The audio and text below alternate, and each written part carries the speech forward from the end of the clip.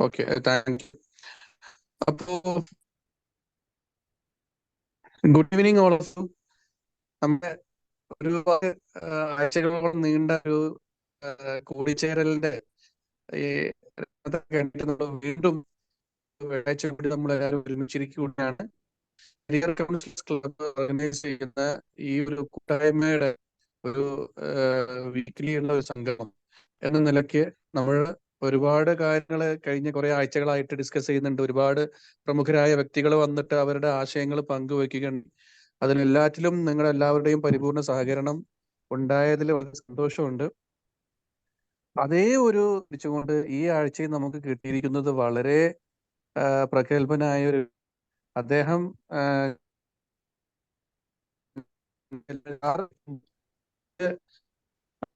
വിനയേട്ട എന്ന് അധികാരപൂർവ്വം പേര് പറഞ്ഞ് വിളിക്കാൻ സ്വാതന്ത്ര്യമുള്ള ഒരു വ്യക്തി ആണ് അദ്ദേഹം. ഞങ്ങൾ തമ്മിലുള്ള ഒരു ജ്യേഷ്ഠൻ അനിയൻ ബന്ധം തന്നെയാണ്. ഞാനൊന്ന് ഡൗൺ ആകുമ്പോൾ അദ്ദേഹം എപ്പോഴും എൻ്റെ ഒരു സപ്പോർട്ടിന് ഓടിയെത്തും. അതുപോലെ അദ്ദേഹത്തിനും നമ്മൾ പറ്റുന്ന രീതിയിലൊക്കെ നമ്മൾ സപ്പോർട്ട്, അങ്ങനെ ഞങ്ങൾ പല വർഷങ്ങളായിട്ട് ഒരു സൗഹൃദത്തിന്റെ പുറത്ത് പോയിക്കൊണ്ടിരിക്കുകയാണ്. നമുക്ക് ഇന്ന് ട്രെയിനറായി കിട്ടിയിട്ടുള്ളത് ഒരു JCI ജൂനിയർ ചേംബർ ഇന്റർനാഷണലിന്റെ നാഷണൽ ട്രെയിനറായ നല്ലൊരു ലൈഫ് കോച്ച്, നല്ലൊരു മോട്ടിവേഷണൽ സ്പീക്കർ, നല്ലൊരു ഗ്രന്ഥകാരൻ എല്ലാമായ ബഹുമാനനായ ശ്രീ വിനയൻ സൂര്യനാരായണനാണ്. അദ്ദേഹം എൻ്റെ സ്വന്തം നാടായ തിരൂർ സ്വദേശിയാണ്, മലപ്പുറം ജില്ലയിലെ. മാത്രമല്ല ഞങ്ങൾ രണ്ടുപേരും JCI തിരൂർ മെമ്പേഴ്സാണ്. അങ്ങനെയാണ് ഞങ്ങൾ തമ്മിലുള്ള പരിചയം ആരംഭിക്കുന്നത്. അങ്ങനെ തുടങ്ങിയ ആ ഒരു സൗഹൃദം ഇന്നിപ്പോ അതിന്റെ എല്ലാം പരിധികൾ ഉല്ലംഘിച്ചുകൊണ്ട് ഇങ്ങനെ പുതിയ പുതിയ മേഖലകളിലേക്ക് കടന്നു പോവുകയും ഞങ്ങൾ പ്രൊഫഷണൽ ആയിട്ടുള്ള കാര്യങ്ങൾ അങ്ങോട്ടും ഇങ്ങോട്ടും സപ്പോർട്ട് ചെയ്യുകയും ഒക്കെ ചെയ്തു പോയിക്കൊണ്ടിരിക്കുകയാണ്. എന്തായാലും ബഹുമാനായ ശ്രീ വിനയൻ സൂര്യനാരായണൻ, അദ്ദേഹം ഞാൻ പറഞ്ഞ പോലെ വളരെ പ്രശസ്തനായ ഒരു ട്രെയിനറാണ്. എക്സലൻസ് ഹബ് കേരള എന്ന് പറയുന്ന ഒരു പ്രസ്ഥാനത്തിന്റെ സ്ഥാപകനും അതിന്റെ ഇപ്പോഴത്തെ ഡയറക്ടറുമാണ്. ഒരുപാട് മോട്ടിവേഷണൽ ആയിട്ടുള്ള പ്രോഗ്രാമുകൾ കേരളത്തിന്റെയും ഇന്ത്യയുടെയും വിവിധ ഭാഗങ്ങളിൽ അദ്ദേഹം ചെയ്തുകൊണ്ടിരിക്കുന്നുണ്ട്. ഇദ്ദേഹത്തിൽ ഞാൻ കാണുന്ന ഏറ്റവും വലിയ ക്വാളിറ്റി എന്ന് വെച്ച് കഴിഞ്ഞാൽ നല്ല ഒരു പഠിതാവാണ്. ഇപ്പൊ പോലും അദ്ദേഹം പറഞ്ഞുകൊണ്ടിരിക്കുകയായിരുന്നു അദ്ദേഹം എങ്ങനെയാണ് ഓരോരോ പുതിയ പുതിയ കോഴ്സുകൾ കൊറോണ കാലം തൊട്ട് ഒട്ടും വെറുതെ ഇരിക്കാണ്ട് കയ്യിൽ നിന്ന് കാശ് ചിലവാക്കി പുതിയ പുതിയ കോഴ്സുകൾ പഠിച്ചെടുത്ത് അതിനെ എങ്ങനെയാണ് ഒരു പുതിയ കോണ്ടന്റ് ആക്കി മാറ്റി എങ്ങനെ അടുത്ത തലമുറയിലേക്ക് അല്ലെങ്കിൽ അടുത്ത ഒരു ആളുകളിലേക്ക് എത്തിക്കാമെന്ന് എപ്പോഴും ചിന്തിച്ചുകൊണ്ടിരിക്കുന്ന ഒരു വ്യക്തിയാണ്. His always an enthusiast, his always new things. വലിയ ഒരു ക്വാളിറ്റി ഞാൻ അദ്ദേഹത്തിൽ നിന്ന് കാണുന്ന ഒരു സവിശേഷതയാണ്. എന്തായാലും അദ്ദേഹത്തെ കുറിച്ച് കൂടുതൽ കാര്യങ്ങൾ പറയുന്നതിന് വേണ്ടിയിട്ട് ഞാൻ നമ്മുടെ തന്നെ പ്രിയപ്പെട്ട മെമ്പർ നമ്മുടെ ജോബിൻ സാറിനെ ഞാൻ ക്ഷണിക്കുകയാണ്. ഒരു കാര്യം കൂടി പറയുന്നു, നല്ലൊരു ഗ്രന്ഥകാരനാണ് ഞാൻ പറഞ്ഞു നമ്മുടെ വിനയേട്ടൻ. അദ്ദേഹം എഴുതിയ ജീവിതം 9 വീഥികളിലൂടെ എന്ന് പറഞ്ഞ പുസ്തകം എനിക്ക് തോന്നുന്നു എനിയാഗ്രാം എന്ന് പറഞ്ഞ ടോപ്പിക്കിൽ മലയാളത്തിൽ ഏറ്റവും കൂടുതൽ വിറ്റുപോയ പുസ്തകങ്ങളിൽ ഒന്നായിരിക്കും ജീവിതം 9 വീഥികളിലൂടെ. വളരെ നല്ലൊരു പുസ്തകമാണ്. അപ്പോൾ അതിനെക്കുറിച്ചൊക്കെ അദ്ദേഹം തന്നെ പറയും. എന്തായാലും ജോബിൻ സാറിനെ ഞാൻ അത് 2 വാക്ക് സംസാരിക്കാൻ വേണ്ടി ക്ഷണിക്കുകയാണ്. സാധാരണ എല്ലാ ആഴ്ചകളിലും ഞാനാണ് ഗസ്റ്റിനെ പരിചയപ്പെടുത്താറുള്ളത്. പക്ഷെ ഞാനിവിടെ വന്നപ്പോഴാണ് എനിക്ക് മനസ്സിലായത് ജോബിൻ സാറിന് എന്നെക്കാളും വലിയ സൗഹൃദമാണ് അദ്ദേഹവുമായിട്ട് എന്നുള്ളത്. അപ്പോ Jobin sir. Thank you Najman sir. Good evening all.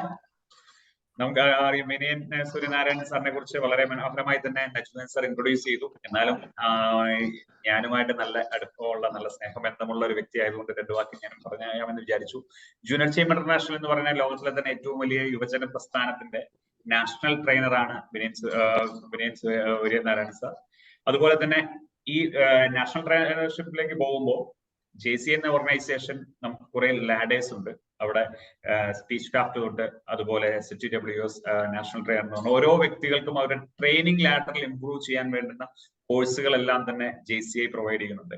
ആ കോഴ്സിന്റെ ഫാക്കൽറ്റി ആയിട്ടാണ് വന്നപ്പോഴാണ് ഞാൻ ആദ്യമായിട്ട് വിനയൻ സാറെ പരിചയപ്പെടുന്നത്. സ്പീച്ച് ക്രാഫ്റ്റ് എന്ന് പറയുന്ന 3 ദിവസം അടങ്ങുന്ന 30 സ്റ്റുഡൻസിനെ അവരെ എങ്ങനെ ഒരു വേദിയിൽ സംസാരിക്കാം, എന്തൊക്കെ സംസാരിക്കാം, എങ്ങനെയൊക്കെ സംസാരിക്കാം എന്ന് കൃത്യമായി പറയുകയും പഠിപ്പിക്കുകയും ചെയ്യുന്ന ഒരു വ്യക്തിയാണ്. അതുപോലെ നമുക്ക് ഓരോരുത്തരുടെയും ഇന്നർ എബിലിറ്റിയും സ്കില്ലും എല്ലാം അനലൈസ് ചെയ്യുന്നതിന് വേണ്ടി അല്ലെങ്കിൽ നമ്മുടെ ഒരു വിന്നിംഗ് മൈൻഡ് സെറ്റ് ക്രിയേറ്റ് ചെയ്യുന്നതിന് വേണ്ടി നമ്മുടെ ഉള്ളിലുള്ള ഒരു സെൽഫ് ഡിസ്കവറി എന്ന് പറയുന്ന രീതിയിൽ നമ്മുടെ ഉള്ളിലെ ഓരോരുത്തരുടെയും എന്താണ് ഇന്നർ തോട്ട് അല്ലെങ്കിൽ ഇന്നർ എബിലിറ്റീസ് എന്താണ് എന്ന് ഡിസ്കവർ ചെയ്തുകൊണ്ട് നമ്മളെ എക്സലൻസിലേക്ക് കൊണ്ടുവരാൻ വേണ്ടി ഹെൽപ്പ് ചെയ്യുന്ന ഈ ഒരു വ്യക്തിത്വത്തെ ഒരിക്കൽ കൂടെ നിങ്ങളുടെ ഏവരുടെയും മുമ്പിൽ പരിചയപ്പെടുത്തുന്നു. My best friend Vinayan Suryanarayanan sir. Happy welcome you sir. Vinayan sir, നമുക്ക് തുടങ്ങാം നമ്മുടെ സെഷനിലേക്ക്. നിങ്ങളുടെ വാക്കുകൾക്ക് വേണ്ടി ഞങ്ങൾ എല്ലാവരും വളരെ അവര് വന്നോളും. സാർ എന്തായാലും തുടങ്ങിക്കോളും. നമുക്ക് അടുത്തൊരു മണിക്കൂർ ഈ വന്നിട്ടുള്ള എല്ലാവരുടെയും ജീവിതത്തിലെ വളരെ വിലപ്പെട്ട ഒരു മണിക്കൂറാക്കി നമുക്ക് മാറ്റാം. Sir, the floor is up to you sir. Thank you so much. Okay, thank you Jobin and Najmuddin. അത് വളരെ ഷോർട്ടായിട്ടുള്ള ഇൻട്രൊഡക്ഷൻ, അല്ലെങ്കിൽ ഇൻട്രൊഡക്ഷൻ അങ്ങ് പോകും ചിലപ്പോൾ. കുറേ അങ്ങ് പറഞ്ഞ് നമ്മുടെ സമയമാണ് പലപ്പോഴും ഇതിൽ നഷ്ടപ്പെട്ടു പോകുന്നത്. ട്രെയിനർമാരുടെ സമയം നഷ്ടപ്പെട്ടു പോകും. വളരെ ക്രിസ്പായിട്ടുള്ള രീതിയിൽ ഇൻട്രൊഡ്യൂസ് ചെയ്ത ജോബിൻ, അതേപോലെ തന്നെ നജ്മുദ്ദീൻ, ഈ ഒരു അവസരം തന്ന നജ്മുദ്ദീൻ, അവർക്ക് അവരെ ഓർത്തുകൊണ്ട് ഈ ഒരു അവസരത്തിന് നന്ദി പറഞ്ഞുകൊണ്ട് നമുക്ക് തുടങ്ങാം. ഞാൻ അധികം വൈകിക്കുന്നില്ല. അത് പവർ പോയിന്റ് ഒന്ന് ഷെയർ ചെയ്യുന്നുണ്ട്. സ്ക്രീൻ കാണാണ്ടല്ലോ അല്ലേ?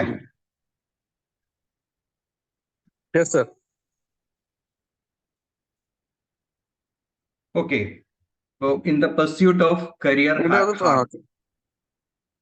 Hello. Please go ahead. Okay. മറ്റുള്ളവരെല്ലാവരും ഒന്ന് മ്യൂട്ട് ചെയ്യണേ. ഇൻ ബിറ്റ്വീൻ എന്തെങ്കിലും ഡൗട്ട് ഉണ്ടെങ്കിൽ കുഴപ്പമില്ല, അൺമ്യൂട്ട് ചെയ്ത് ചോദിക്കാവുന്നതാണ്.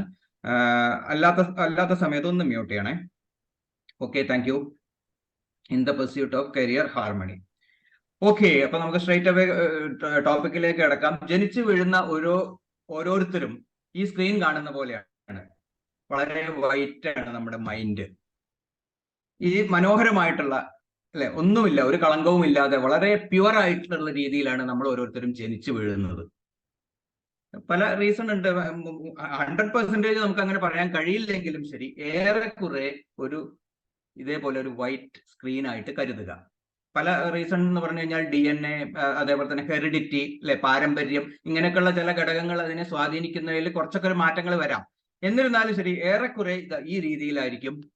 ഈ സ്ക്രീൻ കാണുന്ന പോലെയാണ് ഓരോ കുട്ടിയുടെയും ഓരോ കുഞ്ഞിന്റെയും മനസ്സ്. അങ്ങനെ ജനിച്ചു വീണ് കുറച്ച് ദിവസം കഴിയുമ്പോൾ ഒരുപക്ഷെ മുറിയിൽ കിടത്തി ഉറക്കി അച്ഛനമ്മമാർ ചിലപ്പോ ആ റൂമിന്റെ അങ്ങോട്ടോ ഇങ്ങോട്ടോ പോകുന്ന സമയത്ത് ഈ കുഞ്ഞ് ഉണരുമ്പോൾ പെട്ടെന്ന് ഇരുട്ടാണ് കാണുന്നത്. പേടിച്ച് കരയാൻ തുടങ്ങുന്നു. അപ്പോൾ പേടി എന്നുള്ള ഒരു ഇമോഷൻ ഒരു ബ്ലാക്ക് മാർക്ക് ആയിട്ട് ആ കുട്ടിയുടെ മനസ്സിലേക്ക് വരുന്നു.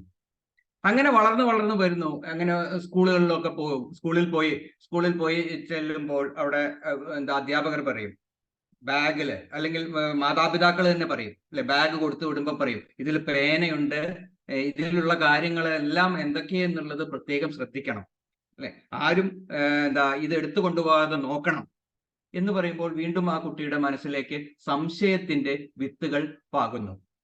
സംശയം നിറയുന്ന ഒരു മനസ്സായിട്ട് അത് മാറുന്നു. അതുപോലെ തന്നെ കമ്പാരിസൺ മറ്റൊരു പ്രശ്നമാണ്. വേറൊരു കുട്ടിക്ക് നല്ല മാർക്ക് കിട്ടി, അപ്പൊ ഈ കുട്ടിക്ക് മാർക്ക് കുറഞ്ഞു, അതിന്റെ പേരിലുള്ള ശകാരം അധ്യാപകരിൽ നിന്നാവാം, പിന്നെ മറ്റു വിദ്യാർത്ഥികളിൽ നിന്നാവാം, ഒരുപക്ഷെ സ്വന്തം പാരന്റ്സിൽ നിന്നാവാം. വീണ്ടും കറുത്ത ഡോട്ടുകൾ ആ മനസ്സിലേക്ക് വന്ന് നിറഞ്ഞുകൊണ്ടിരിക്കുന്നു. ഇങ്ങനെ ജീവിതം പുരോഗമിക്കും തോറും ഓരോ ഘട്ടങ്ങളിലും ഒരുപാട് നെഗറ്റീവായിട്ടുള്ള ചിന്തകൾ മനസ്സിലേക്ക് ഇങ്ങനെ വന്നുകൊണ്ടേയിരിക്കുന്നു. നെഗറ്റീവ് ചിന്തകളുടെ വിത്തുകൾ എന്ന് തന്നെ നമുക്ക് പറയാം. കാരണം കുട്ടിക്കാലങ്ങളിലുള്ള മനസ്സ്, കുട്ടിക്കാലങ്ങളിൽ ബ്രെയിൻ ഈ തരത്തിൽ ട്യൂൺ ചെയ്യപ്പെടുന്നു, അല്ലെങ്കിൽ കണ്ടീഷൻഡ് ആവുന്നു. അങ്ങനെ ഒരുപാട് നെഗറ്റീവ് ചിന്തകൾ കൊണ്ടും ഇത് ഈ മനസ്സിൽ ഒരുപാട് നെഗറ്റീവായിട്ട് പ്രോഗ്രാം ചെയ്യപ്പെടുന്നു. ചുരുക്കി പറഞ്ഞാൽ മനസ്സ് ഒരു നെഗറ്റീവ് മൈൻഡ് സെറ്റിലേക്ക് പോകാനുള്ള സാധ്യത ഇന്നത്തെ സാഹചര്യങ്ങളിൽ വളരെ ഏറെയാണ്. ഇത് ഒരു അപ്രോക്സിമേറ്റ് ഒരു കണക്കാണ്. ഒരു നെഗറ്റീവ് മൈൻഡ് സെറ്റിന്റെ ഇപ്പോൾ നിലവിലുള്ള ഒരു അവസ്ഥ നമുക്ക് അറിയണമെന്നുണ്ടെങ്കിൽ നമ്മളുടെ ഏജ് ഇൻറ്റു 365, ഇത്രയും ദിവസമാണ് നമ്മളിപ്പോൾ ജീവിച്ചത്, ഇൻറ്റു മിനിമം ഒരു 10 എടുക്കാം. ഒരു 10 തോട്ട്സ് എങ്കിലും വരും. പത്രങ്ങളിൽ നിന്ന് വരുന്നുണ്ട്. പത്രങ്ങളിൽ നിന്ന് വായിക്കുമ്പോൾ ഒരുപാട് നെഗറ്റീവ് ന്യൂസുകൾ അറിയാതെ നമ്മുടെ സബ് കോൺഷ്യസ് മൈൻഡ് ഒപ്പിയെടുക്കുന്നുണ്ട്. പത്രം തുറന്നു കഴിഞ്ഞാൽ തന്നെ നമുക്ക് കാണാം ഒരുപാട് നെഗറ്റീവ് ന്യൂസുകളാണ് പ്രൊജക്ട് ചെയ്യുന്നത്. പോസിറ്റീവായിട്ടുള്ള ന്യൂസുകൾ ഉൾപേജിൽ ചെറിയ കോളത്തിലായിരിക്കും കാണുന്നത്. നെഗറ്റീവായിട്ടുള്ള ന്യൂസുകൾ വളരെയേറെ പ്രൊജക്ട് ചെയ്യപ്പെടുന്നു. അതുപോലെ തന്നെ TV ചാനലുകളിലുള്ള പല ചർച്ചകളും, രാഷ്ട്രീയ ചർച്ചകളും മറ്റു പല ചർച്ചകളൊക്കെ നോക്കിക്കഴിഞ്ഞാൽ അതിലും ഒരുപാട് നെഗറ്റീവായിട്ടുള്ള പല കാര്യങ്ങളും അതിലേക്ക് ഫീഡ് ചെയ്യപ്പെടുന്നുണ്ട്. അപ്പോൾ നമ്മളുടെ ഏജ് ഇൻറ്റു 365 ഇൻറ്റു മിനിമം 10 എടുക്കുന്നു. ഒന്ന് ആലോചിച്ച് നോക്കൂ. ഇപ്പൊ ഒരു 40 വയസ്സുള്ള ആളെ സംബന്ധിച്ചിടത്തോളം 40 ഇൻറ്റു 365 ഇൻറ്റു 10 ഇത്രയും നെഗറ്റീവ് തോട്ട്സ് മിനിമം. മാക്സിമം 10 ഒന്നും അല്ല, അതിലും കൂടുതൽ വരും. 10 എന്ന് പറയുന്നത് മിനിമം ആയിട്ട് എടുത്തതാണ്. കാരണം പല ആളുകളായിട്ട് ഇടപഴകുന്നുണ്ട്. സ്കൂൾ കോളേജുകളിലൊക്കെ പോകുമ്പോൾ പല കുട്ടികളായിട്ട് ഇടപഴകുന്നുണ്ട്. ഇതിൽ നിന്നൊക്കെ ഒരുപാട് നെഗറ്റീവായിട്ടുള്ള കാര്യങ്ങൾ വരുന്നുണ്ട്.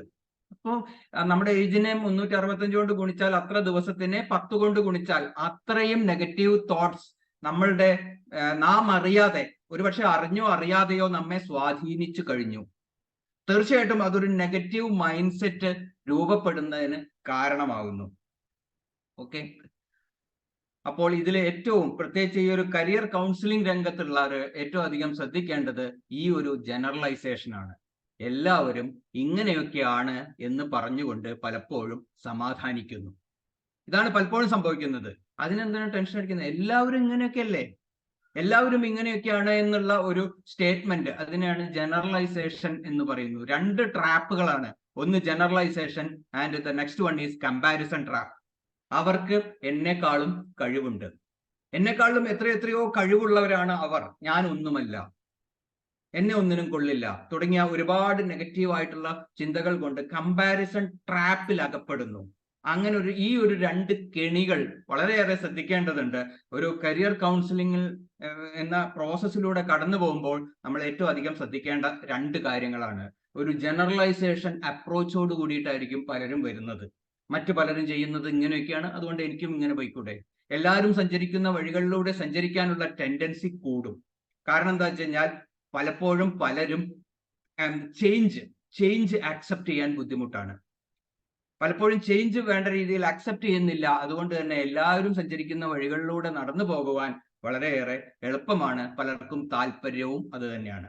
അതുപോലെ തന്നെ മറ്റൊന്നാണ് ഈ കമ്പാരിസൺ ട്രാപ്പ്. അവർക്ക് എന്നെക്കാളും കഴിവുണ്ട്. നേരത്തെ പറഞ്ഞ പോലെ തന്നെ ഒരു പരീക്ഷയ്ക്ക് മാർക്ക് കുറഞ്ഞു, ഉടനെ അധ്യാപകരും മറ്റു കൂടെ പഠിക്കുന്ന വിദ്യാർത്ഥികളും വീട്ടുകാരും എല്ലാവരും ചേർന്ന് ശകാരിക്കുന്നു, അല്ലെങ്കിൽ കളിയാക്കുന്നു.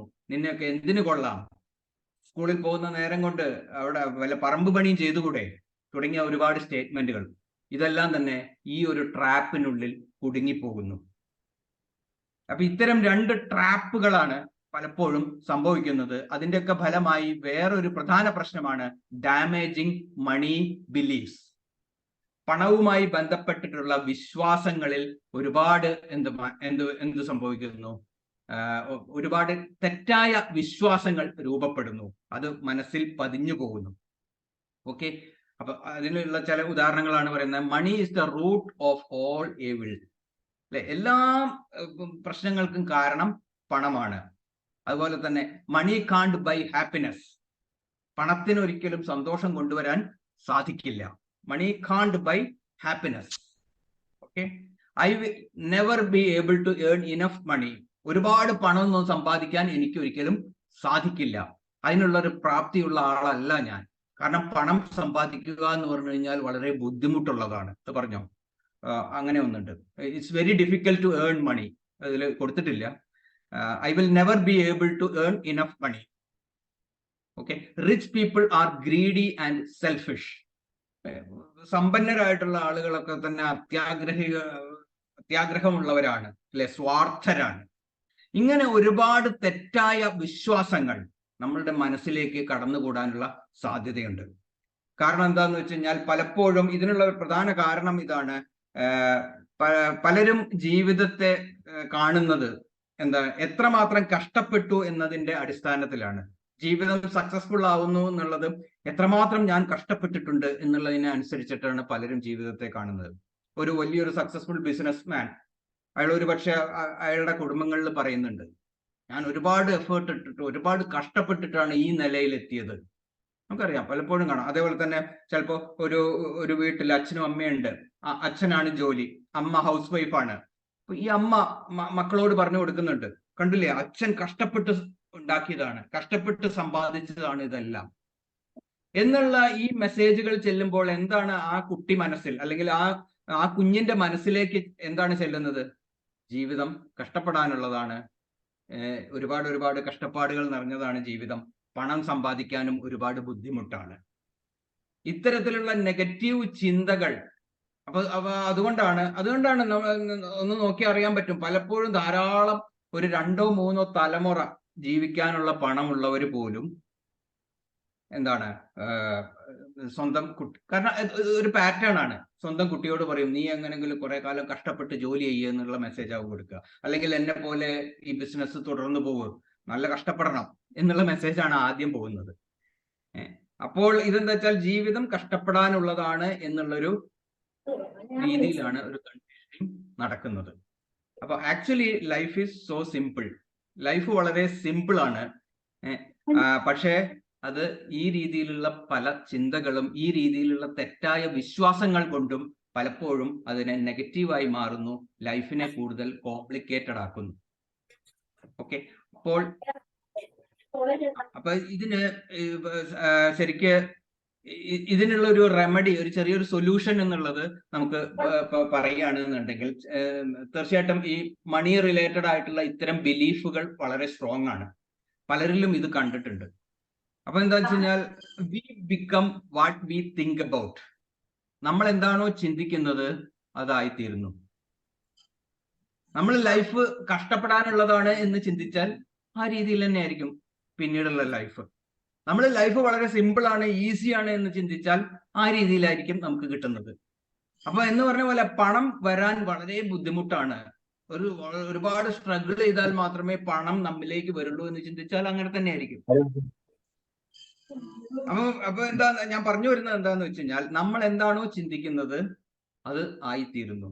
അപ്പൊ പണത്തെക്കുറിച്ചും എങ്ങനെയാണോ നമ്മൾ ചിന്തിക്കുന്നത് ആ രീതിയിലായിരിക്കും പണം നമ്മളിലേക്ക് വരുന്നത്. അപ്പൊ അതിനൊരു ചെറിയൊരു അഫർമേഷൻ ഇത് പ്രാക്ടീസ് ചെയ്യാണ് എന്നുണ്ടെങ്കിൽ, ഇത് കാരണം പലർക്കും പറ്റുന്ന ഒരു വലിയൊരു പ്രശ്നമാണിത്, നമ്മൾ അറിയാതെ. കാരണം എന്താ പറ്റുകയെന്ന് വെച്ച് കഴിഞ്ഞാൽ, ഈ പണത്തെ കുറിച്ചിട്ടുള്ള ഓരോ നെഗറ്റീവ് ആയിട്ടുള്ള ചിന്തകളും ഇതിനെ ആയിട്ടുള്ള റിലേഷൻഷിപ്പിനെ ബാധിക്കുന്നു.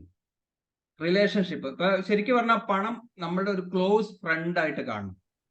നമ്മുടെ ഒരു ക്ലോസ് ഫ്രണ്ട് അല്ലെങ്കിൽ ക്ലോസ് റിലേറ്റീവ് എന്നെ നമ്മൾ എങ്ങനെ ട്രീറ്റ് ചെയ്യാം, നമുക്ക് വളരെ അവരെ കാണുമ്പോൾ വളരെ സന്തോഷം ഉണ്ടാവും, അവരായിട്ടുള്ള കൂട്ടായ്മകളൊക്കെ നമ്മൾ വളരെയേറെ ഇഷ്ടപ്പെടുന്നുണ്ട്. അപ്പൊ അങ്ങനെ ഒരു ക്ലോസ് ഫ്രണ്ട് ആൻഡ് ക്ലോസ് റിലേറ്റീവിനെ എങ്ങനെ നമ്മൾ ട്രീറ്റ് ചെയ്യുന്നു ആ രീതിയിൽ വേണം പണത്തെ നമ്മൾ ട്രീറ്റ് ചെയ്യാൻ. വളരെ പോസിറ്റീവായിട്ട് വേണം എപ്പോഴും അതിനെ ട്രീറ്റ് ചെയ്യാൻ. ഞാൻ എൻ്റെ അലമാരയിൽ ഒരു തുറന്ന ഒരു ബോക്സ് വെച്ചിട്ടുണ്ട്, അടക്കില്ല, തുറന്ന ഒരു ബോക്സ് വെച്ചിട്ടുണ്ട്. എന്നിട്ട് അതിൽ എന്തെങ്കിലും കുറച്ച് പൈസ വെക്കും, ഒരു 500 രൂപയോ 1000 രൂപയോ എന്തെങ്കിലും എപ്പോഴും അതിൽ വെച്ചിട്ടുണ്ടായിരിക്കും. എന്നിട്ട് എപ്പോഴും എന്ത് ചിന്തിക്കുന്നുണ്ട്? ഐ ആം ഓപ്പൺ, അല്ലെ? എന്താണ്? ഞാൻ ഓപ്പൺ ആണ്, ധാരാളം പണം എന്നിലേക്ക് വരുന്നു. I am ready to receive, ഞാൻ അത് സ്വീകരിക്കാൻ തയ്യാറാണ്. I am open to receive it, അതിനെ സ്വീകരിക്കാൻ ഒരു സന്തോഷത്തോടു കൂടിയും ഒരു തുറന്ന മനസ്സോടുകൂടിയും അതിനെ സ്വീകരിക്കാൻ തയ്യാറാണ്. ഈ അലമാരി തുറക്കുമ്പോൾ എപ്പോഴും ഈ ഒരു അത് ഏറ്റവും കാണുന്ന ഏറ്റവും ഫ്രണ്ട് റോയിൽ ആണ് ഈ പാത്രം വെച്ചിട്ടുള്ളത്. അത് തുറന്നിട്ട് അതിൽ കുറച്ച് ഒരു 500 രൂപന്റെ 500, 100, 1000 രൂപയോ എല്ലാം അതിൽ വെച്ചിട്ടുണ്ടായിരിക്കും. പ്ലസ് കുറച്ച് സ്വർണം കൂടെ വെച്ചിട്ടുണ്ടാവും, എന്തെങ്കിലും ഒരു ചെറിയ മോതിരോ അല്ലെങ്കിൽ ഒരു സ്വർണ്ണ വളയോ എന്തെങ്കിലും വെച്ചിട്ടുണ്ടാവും. അപ്പൊ എന്ത് വേണം? സ്വർണമായിട്ടും പണമായിട്ടും ധാരാളം സമ്പത്ത് എന്നുള്ള രീതിയിൽ ഇത് അതിലേക്ക് വരുന്നതായിട്ട് കാണുന്നു. എന്നിട്ട് ഇടയ്ക്ക് അതിനെ എടുത്തിട്ട് എന്ത് ചെയ്യുക? ഹഗ് ചെയ്യാം, അല്ലെ? ഇത് കേൾക്കുമ്പോൾ ഇതെന്തോ ഒരു പൊട്ടത്തരാണെന്നൊക്കെ ചിലപ്പോൾ തോന്നാം. പക്ഷെ ഇത് ആക്ച്വലി ഇവിടെയാണ് അതിന്റെ പ്രോഗ്രാമിംഗ് നടക്കുന്നത്. ഇത്തരം ബിലീഫ്സിനെ പൊളിച്ചെഴുതാൻ ഇതൊക്കെ നിരന്തരം ചെയ്യുമ്പോൾ that is very important. The consistency is very very important. Consistent ആയിട്ട് ഇത് നിരന്തരം ചെയ്യുമ്പോൾ അതിൽ മാറ്റം വരുന്നു. അതാണ് ഞാൻ പറഞ്ഞത്, ഈ അലമാറി എങ്ങനെയാലും പലപ്പോഴും പല ദിവസവും തുറക്കും. എങ്ങനെയാലും ഒരു ദിവസം ഒരു തവണയെങ്കിലും തുറക്കാതിരിക്കില്ല. അപ്പൊ ഒരു തവണ ഇത് കാണുമ്പോൾ എപ്പോഴും നമ്മൾ ഇത് കാണുകയാണ്, ഇത് തുറന്നിരിക്കുന്നതായിട്ട് കാണും. പിന്നെ ഇടയ്ക്ക് കൂടുതൽ പൈസ നമ്മൾ അതിലേക്ക് വെക്കുന്നു, ആവശ്യമുള്ളപ്പോൾ ഇങ്ങോട്ട് എടുക്കുന്നു, തിരിച്ചും വെക്കുന്നു എന്നുള്ള രീതിയിൽ ഒരു മണി ഫ്ലോ ഉണ്ടാക്കുന്നതും അതും വളരെ പോസിറ്റീവായിട്ടുള്ള ഒന്നാണ്. അപ്പൊ എന്താ വെച്ചാൽ ഇതൊരു നമ്മുടെ ഒരു ബിലീഫ് സിസ്റ്റത്തിലാണ് മാറ്റം വരുന്നത്. ഓക്കെ, പണം ധാരാളമായിട്ട് വരുന്നു എന്നുള്ള ആ ഒരു ചിന്താഗതി, അതാ പറഞ്ഞ അതിനെ ഒരു ഫ്രണ്ട്, ക്ലോസ് ഫ്രണ്ടായിട്ട് അതിനെ ചിലപ്പോൾ രാവിലെ എഴുന്നേറ്റ ഉടനെ തന്നെ അതിനെ എടുത്ത് എന്ത് ചെയ്യുക, ഒന്ന് ഹഗ് ചെയ്യാം. ഒരു കുട്ടിയെ താലോലിക്കുന്ന പോലെ അതിനെ ഒന്ന് ഹഗ് ചെയ്യാം. ഹഗ് ചെയ്ത് തിരിച്ചവിടെ വയ്ക്കാം. ഇങ്ങനെയുള്ള പല ടെക്നിക്കുകളും ഉണ്ട് കേട്ടോ. അപ്പൊ ഇത്തരം നമുക്കത് പോസിറ്റീവായിട്ട് കാണാൻ കഴിയുന്നുണ്ടെങ്കിൽ അത് റിസൾട്ട് ഉണ്ടാക്കും, എന്തും ആയിക്കോട്ടെ. നമുക്ക് ഇങ്ങനെ ഒരു പ്രോസസ്സ് ചെയ്യുമ്പോൾ നമുക്ക് മൊത്തത്തിൽ ഒരു പോസിറ്റീവ് മൈൻഡ് സെറ്റ് നമ്മളിലേക്ക് വരുന്നുണ്ട്. ഓക്കെ, ധാരാളം പണം എന്നിലേക്ക് വരുന്നു എന്നുള്ളൊരു ഫീലിംഗ് നമുക്ക് ഉണ്ടാക്കാൻ കഴിഞ്ഞാൽ അത് തീർച്ചയായിട്ടും നല്ല റിസൾട്ട് ഉണ്ടാക്കുന്നതാണ്. ഓക്കെ, അതുപോലെ തന്നെ നമുക്ക് പ്രാക്ടീസ് ചെയ്യാൻ പറ്റുന്ന, അല്ലെങ്കിൽ ഇപ്പോൾ നമുക്ക് ഒരു 3 റൗണ്ട് അല്ലെങ്കിൽ ജസ്റ്റ് ഒരു 3 പ്രാവശ്യം പറഞ്ഞുകൊണ്ട് ഇതൊന്ന് പ്രാക്ടീസ് ചെയ്യാം. ഒരു പവർഫുൾ ആയിട്ടുള്ള ഒരു അഫർമേഷൻ ആണിത്. I appreciate the flow of financial abundance in my life. I appreciate the flow of financial abundance in my life. അതായത് പലപ്പോഴും മണി ബ്ലോക്ക് ആണ്. എനിക്ക് അധികം പണം വേണ്ട. നേരത്തെ പറഞ്ഞല്ലോ, ഇതിൽ പറഞ്ഞല്ലോ, rich people are greedy and selfish, money can't buy happiness എന്നൊക്കെ പറയുമ്പോൾ അധികം പണം എനിക്ക് വേണ്ട എന്നുള്ള ഒരു ധ്വനിയാണ് അതിലുള്ളത്. Actually the universe is ready to give. എത്രയാണോ വേണ്ടത് എത്രയും തരാൻ യൂണിവേഴ്സ് തയ്യാറാണ്. പക്ഷെ നിർഭാഗ്യവശാൽ ഇത്തരം ചിന്തകൾ കൊണ്ട് അത് അവിടെ ബ്ലോക്കായി പോകുന്നു. യൂണിവേഴ്സ് ഇങ്ങനെ തരാൻ റെഡി ആയിട്ട് നിൽക്കുകയാണ്. ആരാണ് ചോദിക്കുന്നത് അവർക്ക് കൊടുക്കാൻ റെഡിയാണ്. അത് റെഡി ആയിക്കൊണ്ട് ഇങ്ങനെ കൊടുക്കാൻ തയ്യാറായി നിൽക്കുമ്പോഴാണ് നമ്മൾ അതേപോലെ കുറെ മെസ്സേജ് ഉണ്ട്, കൊക്കിൽ ഒതുങ്ങുന്നതേ കൊത്താവൂ, അല്ലെ, അധികം സമ്പാദിക്കുന്നത് പാപമാണ്, ആവശ്യത്തിന് മാത്രം പണം മതി, അല്ലെ. ഞാനൊക്കെ പലപ്പോഴും കേട്ടിട്ടുണ്ട്, എൻ്റെ കുടുംബങ്ങളിലൊക്കെ പലരും പ്രാർത്ഥിക്കുന്നത് കേട്ടിട്ടുണ്ട്, ഈശ്വര കഴിഞ്ഞുകൂടാനുള്ളത് മതി, എങ്ങനെങ്കിലും കഴിഞ്ഞുകൂടാനുള്ളത് മതി, വലിയ കഥയിലൊന്നും വേണ്ട. ഓരോ പ്രാർത്ഥനകളാണ്. വലിയ കഥയിലൊന്നും വേണ്ട, എങ്ങനെങ്കിലും കഴിഞ്ഞുകൂടാനുള്ളത് കിട്ടിയാൽ മതി. അപ്പൊ ഈ യൂണിവേഴ്സ് എന്താ ചിന്തിക്കുന്നത്? എങ്ങനെങ്കിലുമൊക്കെ കഴിഞ്ഞുകൂടണം, അല്ലെ. നേരത്തെ പറഞ്ഞ കഷ്ടപ്പാട്, ആ കഷ്ടപ്പാടിന്റെ രീതിയിൽ എങ്ങനെങ്കിലുമൊക്കെ കഴിഞ്ഞുകൂടാനുള്ളത് കൊടുക്കും. അപ്പൊ നമ്മൾ എന്താണോ ആവശ്യപ്പെടുന്നത് അതാണ് കിട്ടുന്നത്. അപ്പൊ തീർച്ചയായിട്ടും ഇതൊരു പവർഫുൾ ആയിട്ടുള്ളൊരു അഫർമേഷൻ ആണ്. ഈ അഫർമേഷൻ ആത്മാർത്ഥമായിട്ട് പ്രാക്ടീസ് ചെയ്യാൻ കഴിഞ്ഞാൽ, നേരത്തെ പറഞ്ഞ പോലെ തന്നെ ഇത് ഞാൻ ഉപയോഗിക്കുന്ന ഒരു ടെക്നിക്കാണ് കേട്ടോ. അലമാരിയിൽ ഇതൊക്കെ ആർക്കും ചെയ്യാവുന്നതാണ്. ചെറിയൊരു ബോക്സ്, അല്ലെ, ഒരു പ്ലാസ്റ്റിക്കിന്റെ അടപ്പുള്ളൊരു ബോക്സ് ഉണ്ടല്ലോ, ആ അടപ്പ് തുറന്നു വെക്കുക. ആ തുറന്ന് കുറച്ച് പൈസ അതിൽ വെക്കുക. എന്നിട്ട് ദിവസവും എന്ത് ചെയ്യുക, ഈ അഫർമേഷൻ പറയുക. I appreciate the flow of financial abundance in my life. ആ ഫിനാൻഷ്യൽ അബണ്ടൻസിനെ ഞാൻ അപ്രീഷിയേറ്റ് ചെയ്യുന്നു. പലർക്കും ഇത് അപ്രീഷിയേറ്റ് ചെയ്യാൻ പറ്റുന്നില്ല, അല്ലെ. ചിലർ ടാക്സ് വെട്ടിച്ച് വലിയ ആളാവും. ഞാൻ ടാക്സ് വെട്ടിച്ചു, അതാക്കി ഇതാക്കി എന്നൊക്കെ പറയും. ഇതിന്റെ പ്രശ്നം എന്താന്ന് വെച്ച് കഴിഞ്ഞാൽ, ഇപ്പോ എത്രയോ ലിമിറ്റ് ഉണ്ടല്ലോ, 9 ലക്ഷം വരെ ഇൻകം ടാക്സ് ഇല്ലാന്നോ അങ്ങനെ എന്താണ് ലിമിറ്റ്, 7 ലക്ഷം 9 ലക്ഷം മറ്റാണ്. അപ്പൊ ഈ 9 ലക്ഷം വരെ ഇൻകം ടാക്സ് അടയ്ക്കേണ്ട എന്ന് നമ്മൾ പോസിറ്റീവായിട്ട് ചിന്തിക്കുമ്പോൾ ആക്ച്വലി ഇൻസൈഡിൽ എന്താ സംഭവിക്കുന്നത്? ഇൻസൈഡിൽ അവിടെ രജിസ്റ്റർ ചെയ്യുന്നത് എന്താണ്? 9 ലക്ഷത്തിന്റെ താഴെ മാത്രം സമ്പാദിച്ചാൽ മതി, 9 ലക്ഷത്തിൽ കൂടുതൽ സമ്പാദിക്കേണ്ട. അപ്പോ എന്ത് സംഭവിക്കുന്നു? ഇത് ചുരുങ്ങുന്നു, നമ്മളുടെ ആ ലോകം ചുരുങ്ങുന്നു. എത്രയോ സമ്പാദിക്കാൻ കപ്പാസിറ്റി ഉള്ള നമ്മൾ മനസ്സുകൊണ്ട് ചിന്തിക്കുന്നത് എന്താണ്? മാക്സിമം 9 ലക്ഷത്തിന്റെ താഴെ. അപ്പൊ ഞാൻ ടാക്സ് അടച്ചില്ല എന്ന് പറഞ്ഞ് സന്തോഷത്തോടെ ഇരിക്കുമ്പോൾ ആക്ച്വലി അതിലും വൻ നഷ്ടമാണ് അപ്പുറത്ത് സംഭവിക്കുന്നത്.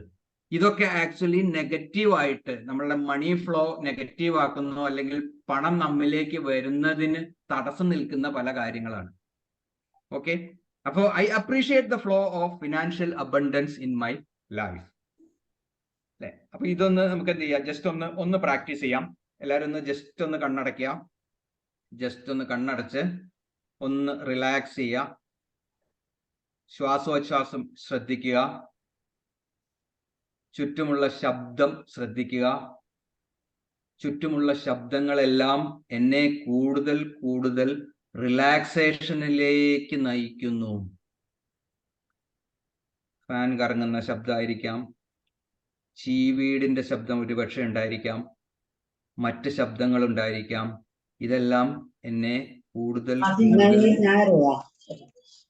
കൂടുതൽ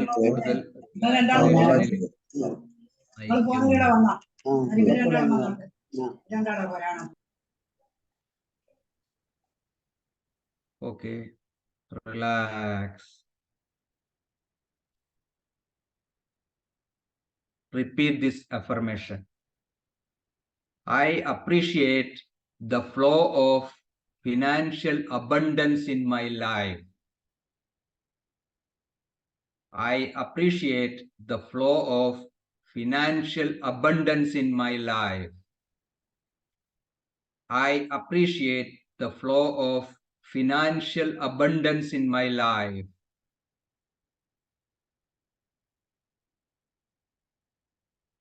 Relax.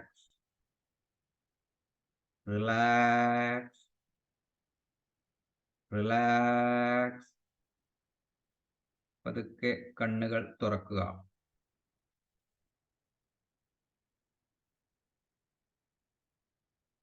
Okay, feedback. ഇത്ര നേരം സംസാരിച്ചതിനെ കുറിച്ച് എന്തെങ്കിലും ആർക്കെങ്കിലും പറയാനുണ്ടെങ്കിലോ എന്തെങ്കിലും സംശയങ്ങളൊക്കെ ഉണ്ടെങ്കിലോ ചോദിക്കാം. ചെറിയൊരു ഇന്ററാക്റ്റീവ് സെഷൻ പോലെ നമുക്ക് മുന്നോട്ട് പോവാം.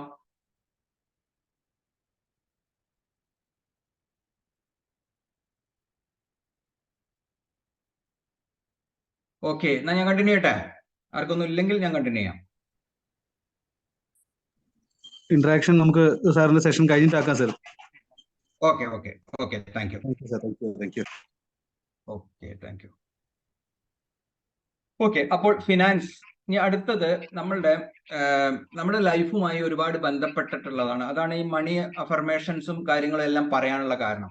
ഈ സാമ്പത്തികം എന്നുള്ളത് നമ്മുടെ ജീവിതവുമായി ഒരുപാട് കണക്റ്റഡ് ആണ്. വളരെ സ്ട്രോങ്ലി അസോസിയേറ്റഡ് അല്ലെങ്കിൽ strongly connected with our life. ഒരു ഉദാഹരണം പറയാം. നമ്മുടെ കയ്യിൽ അത്യാവശ്യത്തിനൊക്കെ പൈസ ഉണ്ടെന്ന് വിചാരിക്കാം. അപ്പൊ നമ്മൾ എങ്ങനെയായിരിക്കും ജീവിക്കുന്നത്? നമ്മൾ ഓരോ ദിവസവും കടന്നു പോകുമ്പോൾ എന്തായിരിക്കും? കുറെ കൂടെ കോൺഫിഡന്റ് ആയിരിക്കും, വളരെ കോൺഫിഡന്റ് ആയിട്ടായിരിക്കും നമ്മൾ ചെയ്യേണ്ട കാര്യങ്ങളെല്ലാം തന്നെ. ഓഫീസിൽ പോയാലും ശരി, ഇനി മറ്റു വർക്കുകളായാലും ശരി, എല്ലാം ചെയ്യുന്നത് ഒരു വളരെ കോൺഫിഡന്റ് ആയിട്ടായിരിക്കും. അതിന്റെ സ്ഥാനത്ത് ഇപ്പൊ പ്രത്യേകിച്ച് ബിസിനസ് ഒക്കെ ചെയ്യുന്ന ആളുകൾക്ക് ഒരുപാട് ഇൻവെസ്റ്റ്മെന്റുകളും കാര്യങ്ങളൊക്കെ ഉണ്ടായിരിക്കും. അപ്പൊ അതിനൊക്കെ ആവശ്യത്തിന് പണം അവിടെ ഉണ്ട് എന്നുണ്ടെങ്കിൽ എങ്ങനെയായിരിക്കും? നമ്മൾ വളരെ പോസിറ്റീവ് ആയിരിക്കും, അല്ലെ? അതിന്റെ സ്ഥാനത്ത് നമുക്ക് വളരെ ടൈറ്റ് ആണ്, അല്ലെ? നമ്മൾക്ക് അത്യാവശ്യത്തിന് വേണ്ട പണം പോലും നമ്മുടെ കയ്യിൽ ഇല്ലെങ്കിൽ എങ്ങനെയായിരിക്കും? നമ്മുടെ ജീവിതം വളരെ ദുസ്സഹമായിരിക്കും. അപ്പൊ തീർച്ചയായിട്ടും ഈ ഫിനാൻസ് എന്നുള്ളത് നമ്മുടെ ജീവിതവുമായി ഒരുപാട് കണക്റ്റഡ് ആണ്. ഓക്കെ, അപ്പൊ പക്ഷേ ഫിനാൻഷ്യൽ മാനേജ്മെന്റ് എന്നൊക്കെ പറയുമ്പോൾ പലപ്പോഴും എല്ലാവരും കരുതുന്നത് എന്താണ്? ഇപ്പൊ സാധാരണ കേൾക്കുന്ന കുറെ കാര്യങ്ങളുണ്ടല്ലോ. ഇൻട്രസ്റ്റ് റേറ്റുകൾ, ഫിക്സഡ് ഡെപ്പോസിറ്റ്, ലോൺ എടുത്തു കഴിഞ്ഞാൽ ഇൻട്രസ്റ്റ് അടയ്ക്കണം. അതുപോലെ തന്നെ FD ഇട്ട് കഴിഞ്ഞാൽ ഇൻട്രസ്റ്റ് നമുക്ക് ഇങ്ങോട്ട് ലഭിക്കും. അല്ലെങ്കിൽ മ്യൂച്വൽ ഫണ്ടുകൾ ഉണ്ട്, ഗോൾഡിൽ ഇൻവെസ്റ്റ് ചെയ്യാം. ഇങ്ങനെയുള്ള ജനറൽ ആയിട്ടുള്ള കുറെ കാര്യങ്ങളാണ് എല്ലാവർക്കും അറിയുന്നത്. അപ്പൊ പലരുടെയും വിചാരം ഇതാണ് ഫിനാൻഷ്യൽ മാനേജ്മെന്റ് എന്നുള്ളതാണ്. പക്ഷെ ആക്ച്വലി അത് മണി IQ എന്നുള്ളൊരു പാർട്ടാണ്. വേറൊരു പാർട്ടുണ്ട് മണി EQ. ഒന്ന് മണി IQ എന്ന് പറയുമ്പോൾ മണി റിലേറ്റഡ് ആയിട്ടുള്ള ഇന്റലക്ച്വൽ കോഷ്യന്റ് ആണ്. ഇന്റലക്ച്വൽ കോഷ്യന്റ് എന്ന് പറഞ്ഞു കഴിഞ്ഞാൽ സാധാരണ അവൈലബിൾ ആയിട്ടുള്ള വിവരങ്ങൾ, അല്ലെ? ബാങ്ക് ഇൻട്രസ്റ്റ്, ഇപ്പൊ നേരത്തെ പറഞ്ഞ കാര്യങ്ങൾ. ഇനി കുറച്ചും കൂടെ ബാങ്ക് ഒക്കെ ആയിട്ടുള്ള റൂൾസും കാര്യങ്ങളൊക്കെ, RBI റൂൾസും അതും ഇതൊക്കെ അറിയുന്നവർക്കാണെങ്കിൽ കുറേ കൂടി അഡ്വാൻസ്ഡ് ആയിട്ടുള്ള കുറെ കാര്യങ്ങൾ കൂടി പറയാൻ പറ്റും. RBI റൂൾസ്, ഇൻഫ്ലേഷൻ റേറ്റുകൾ, അങ്ങനെയൊക്കെയുള്ള കുറെ അഡ്വാൻസ്ഡ് ആയിട്ടുള്ള കാര്യങ്ങളെല്ലാം പറയാൻ പറ്റും. ആക്ച്വലി ഇതെല്ലാം മണി IQ എന്നുള്ള പാർട്ടാണ്. വേറൊരു പാർട്ടുണ്ട് മണി EQ, ഇമോഷണൽ കോഷ്യന്റ്. ഒരു ഉദാഹരണം പറഞ്ഞു കഴിഞ്ഞാൽ അത് വേഗം മനസ്സിലാവും. എൻ്റെ വൈഫിന്റെ കൂടെ വർക്ക് ചെയ്യുന്ന ഒരു മാഷ്, എൻ്റെ വൈഫ് ടീച്ചറാണ്. അപ്പോൾ വൈഫിന്റെ കൂടെ വർക്ക് ചെയ്യുന്ന ഒരു മാഷ്, ആ മാഷിന്റെ വീട് കാണാൻ ഞാൻ പോയി. വലിയൊരു വീടാണ്, ഒരു 2500-ന്റെ മുകളിൽ, 2500ഓളം സ്ക്വയർ ഫീറ്റ് ഉണ്ട്. 2750 സ്ക്വയർ ഫീറ്റ് മറ്റാണ്. അതായത് ലക്ഷറി ടാക്സ് വരാതിരിക്കാൻ 3000-ന്റെ കുറച്ച് താഴെ പണിതു. ലക്ഷറി ടാക്സ് ഇല്ലെങ്കിൽ ഒരു പക്ഷേ 3000 കടന്നു പോയേനെ. അപ്പോൾ അത്രയും വലിയൊരു വീടാണ് വെച്ചിട്ടുള്ളത്. ആ മാഷിന്റെ വൈഫും ഒരു ടീച്ചറാണ്. മാഷും വൈഫും ഒരു മകളും, 3 പേരേ ഉള്ളൂ. ഒരു വലിയൊരു കൊട്ടാരം പോലെയുള്ള ഒരു വലിയൊരു വീടാണ് വെച്ചിട്ടുള്ളത്. എന്നിട്ട് ആ മാഷ് വലിയ അഭിമാനത്തോട് കൂടിയിട്ട് എന്നോട് പറയാണ്, വിനയൻ, ഞാൻ ചെറിയ EMI ആയിട്ട് 20 കൊല്ലത്തേക്ക് ആണ് ഈ ലോൺ ഉള്ളത്. ഏകദേശം എൻ്റെ റിട്ടയർമെന്റ് ഏജിന്റെ അടുത്ത് ആകുമ്പോഴാണ് ഈ ലോൺ ക്ലോസ് ചെയ്യുക. 20 കൊല്ലത്തേക്ക് ഇത്രയും ലോൺ ഉണ്ട് എന്ന് പറയാണ്. ഓക്കെ.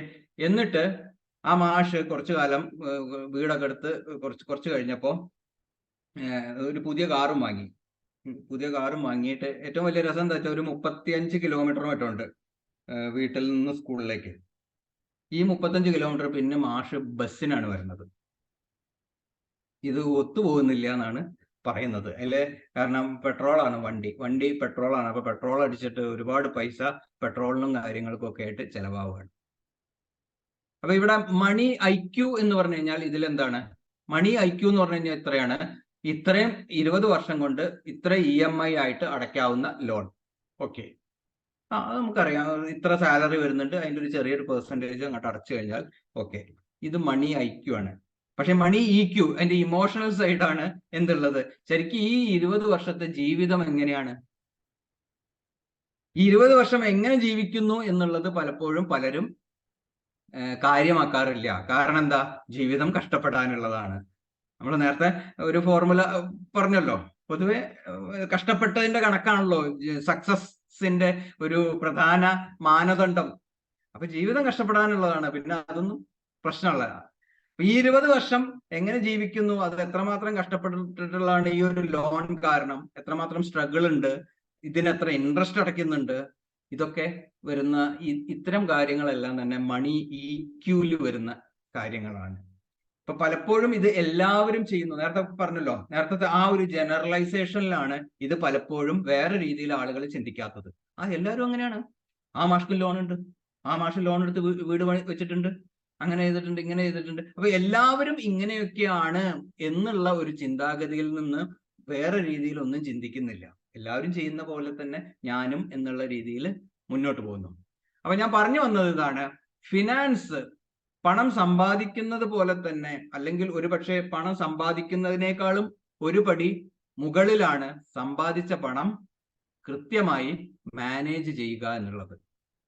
ഓക്കെ, അപ്പൊ അത് കൃത്യമായിട്ട് മാനേജ് ചെയ്യാൻ കഴിഞ്ഞാൽ ഈ പറഞ്ഞ പോലെ മണി IQ, മണി EQ ഒക്കെ നമുക്ക് കുറേം കൂടി സിസ്റ്റമാറ്റിക് ആയിട്ട്, അല്ലെങ്കിൽ അത് രണ്ടും കൂടി ഒന്ന് ഈ ബാലൻസ് ചെയ്ത് കൊണ്ടുപോകാൻ നമുക്ക് സാധിക്കും. ഓക്കെ, അതിനുള്ള ഒരു ഫോർമുലയാണ് ഇനി പറയാൻ പോകുന്നത്. ഓക്കെ, അതിലേക്ക് കടക്കുന്നതിന് മുമ്പ് നമ്മൾ നമ്മളുടെ ഫിനാൻസ് കുറച്ചും കൂടി ഡീപ്പായിട്ട് അനലൈസ് ചെയ്യണം. ഓക്കെ, അപ്പൊ അതിന് ഈ ചോദ്യങ്ങൾ വളരെയേറെ സഹായിക്കുമെന്ന് ഞാൻ വിശ്വസിക്കുന്നു. അല്ലെ, ഒന്ന്, എന്താണ് നമ്മളുടെ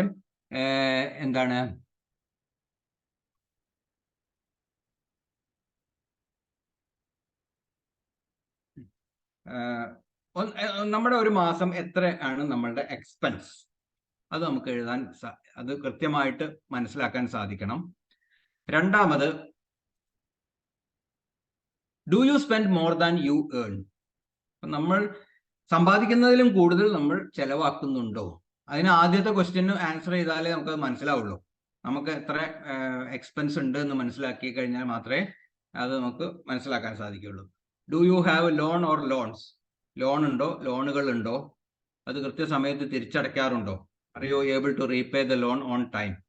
R you operating with one bank account? ഒറ്റ ബാങ്ക് അക്കൗണ്ട് വെച്ചാണോ നിങ്ങൾ ഇത് ഓപ്പറേറ്റ് ചെയ്യുന്നത്? How much money do you need for survival? ഒരു മാസം പിടിച്ചു നിൽക്കാൻ എത്ര പണം വേണം? ഒരു മാസം എങ്ങനെങ്കിലും ആണെങ്കിലും ശരി, കുറച്ച് ഞെങ്ങിഞ്ഞെരുങ്ങിയൊക്കെ ആണെങ്കിലും ശരി, ഒരു മാസം എനിക്ക് ഇത്ര പൈസ ആവശ്യമാണ് ഒന്ന് പിടിച്ചു നിൽക്കാൻ, അതെത്രയാണ്? ഓക്കെ, ഇത് എത്തണം എന്നുണ്ടെങ്കിൽ നമ്മൾ ഒന്നും കൂടി നോക്കണം. ഞാൻ എൻ്റെ കുറച്ച് എക്സ്പെൻസസ് പറയാം. എൻ്റെ എക്സ്പെൻസസ് എന്ന് പറഞ്ഞു കഴിഞ്ഞാൽ ഗ്രോസറിക്ക് ഏകദേശം 4000 രൂപ വരും.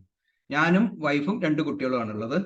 അപ്പോൾ ഞങ്ങൾ 4 പേരുടെ ഫാമിലിയാണ്. അപ്പോൾ ഗ്രോസറി, അരി, പഞ്ചസാര, കാപ്പിപ്പൊടി, ഇങ്ങനെയൊക്കെയുള്ള ഇതാണ് ഉദ്ദേശിച്ചിട്ടുള്ളത്.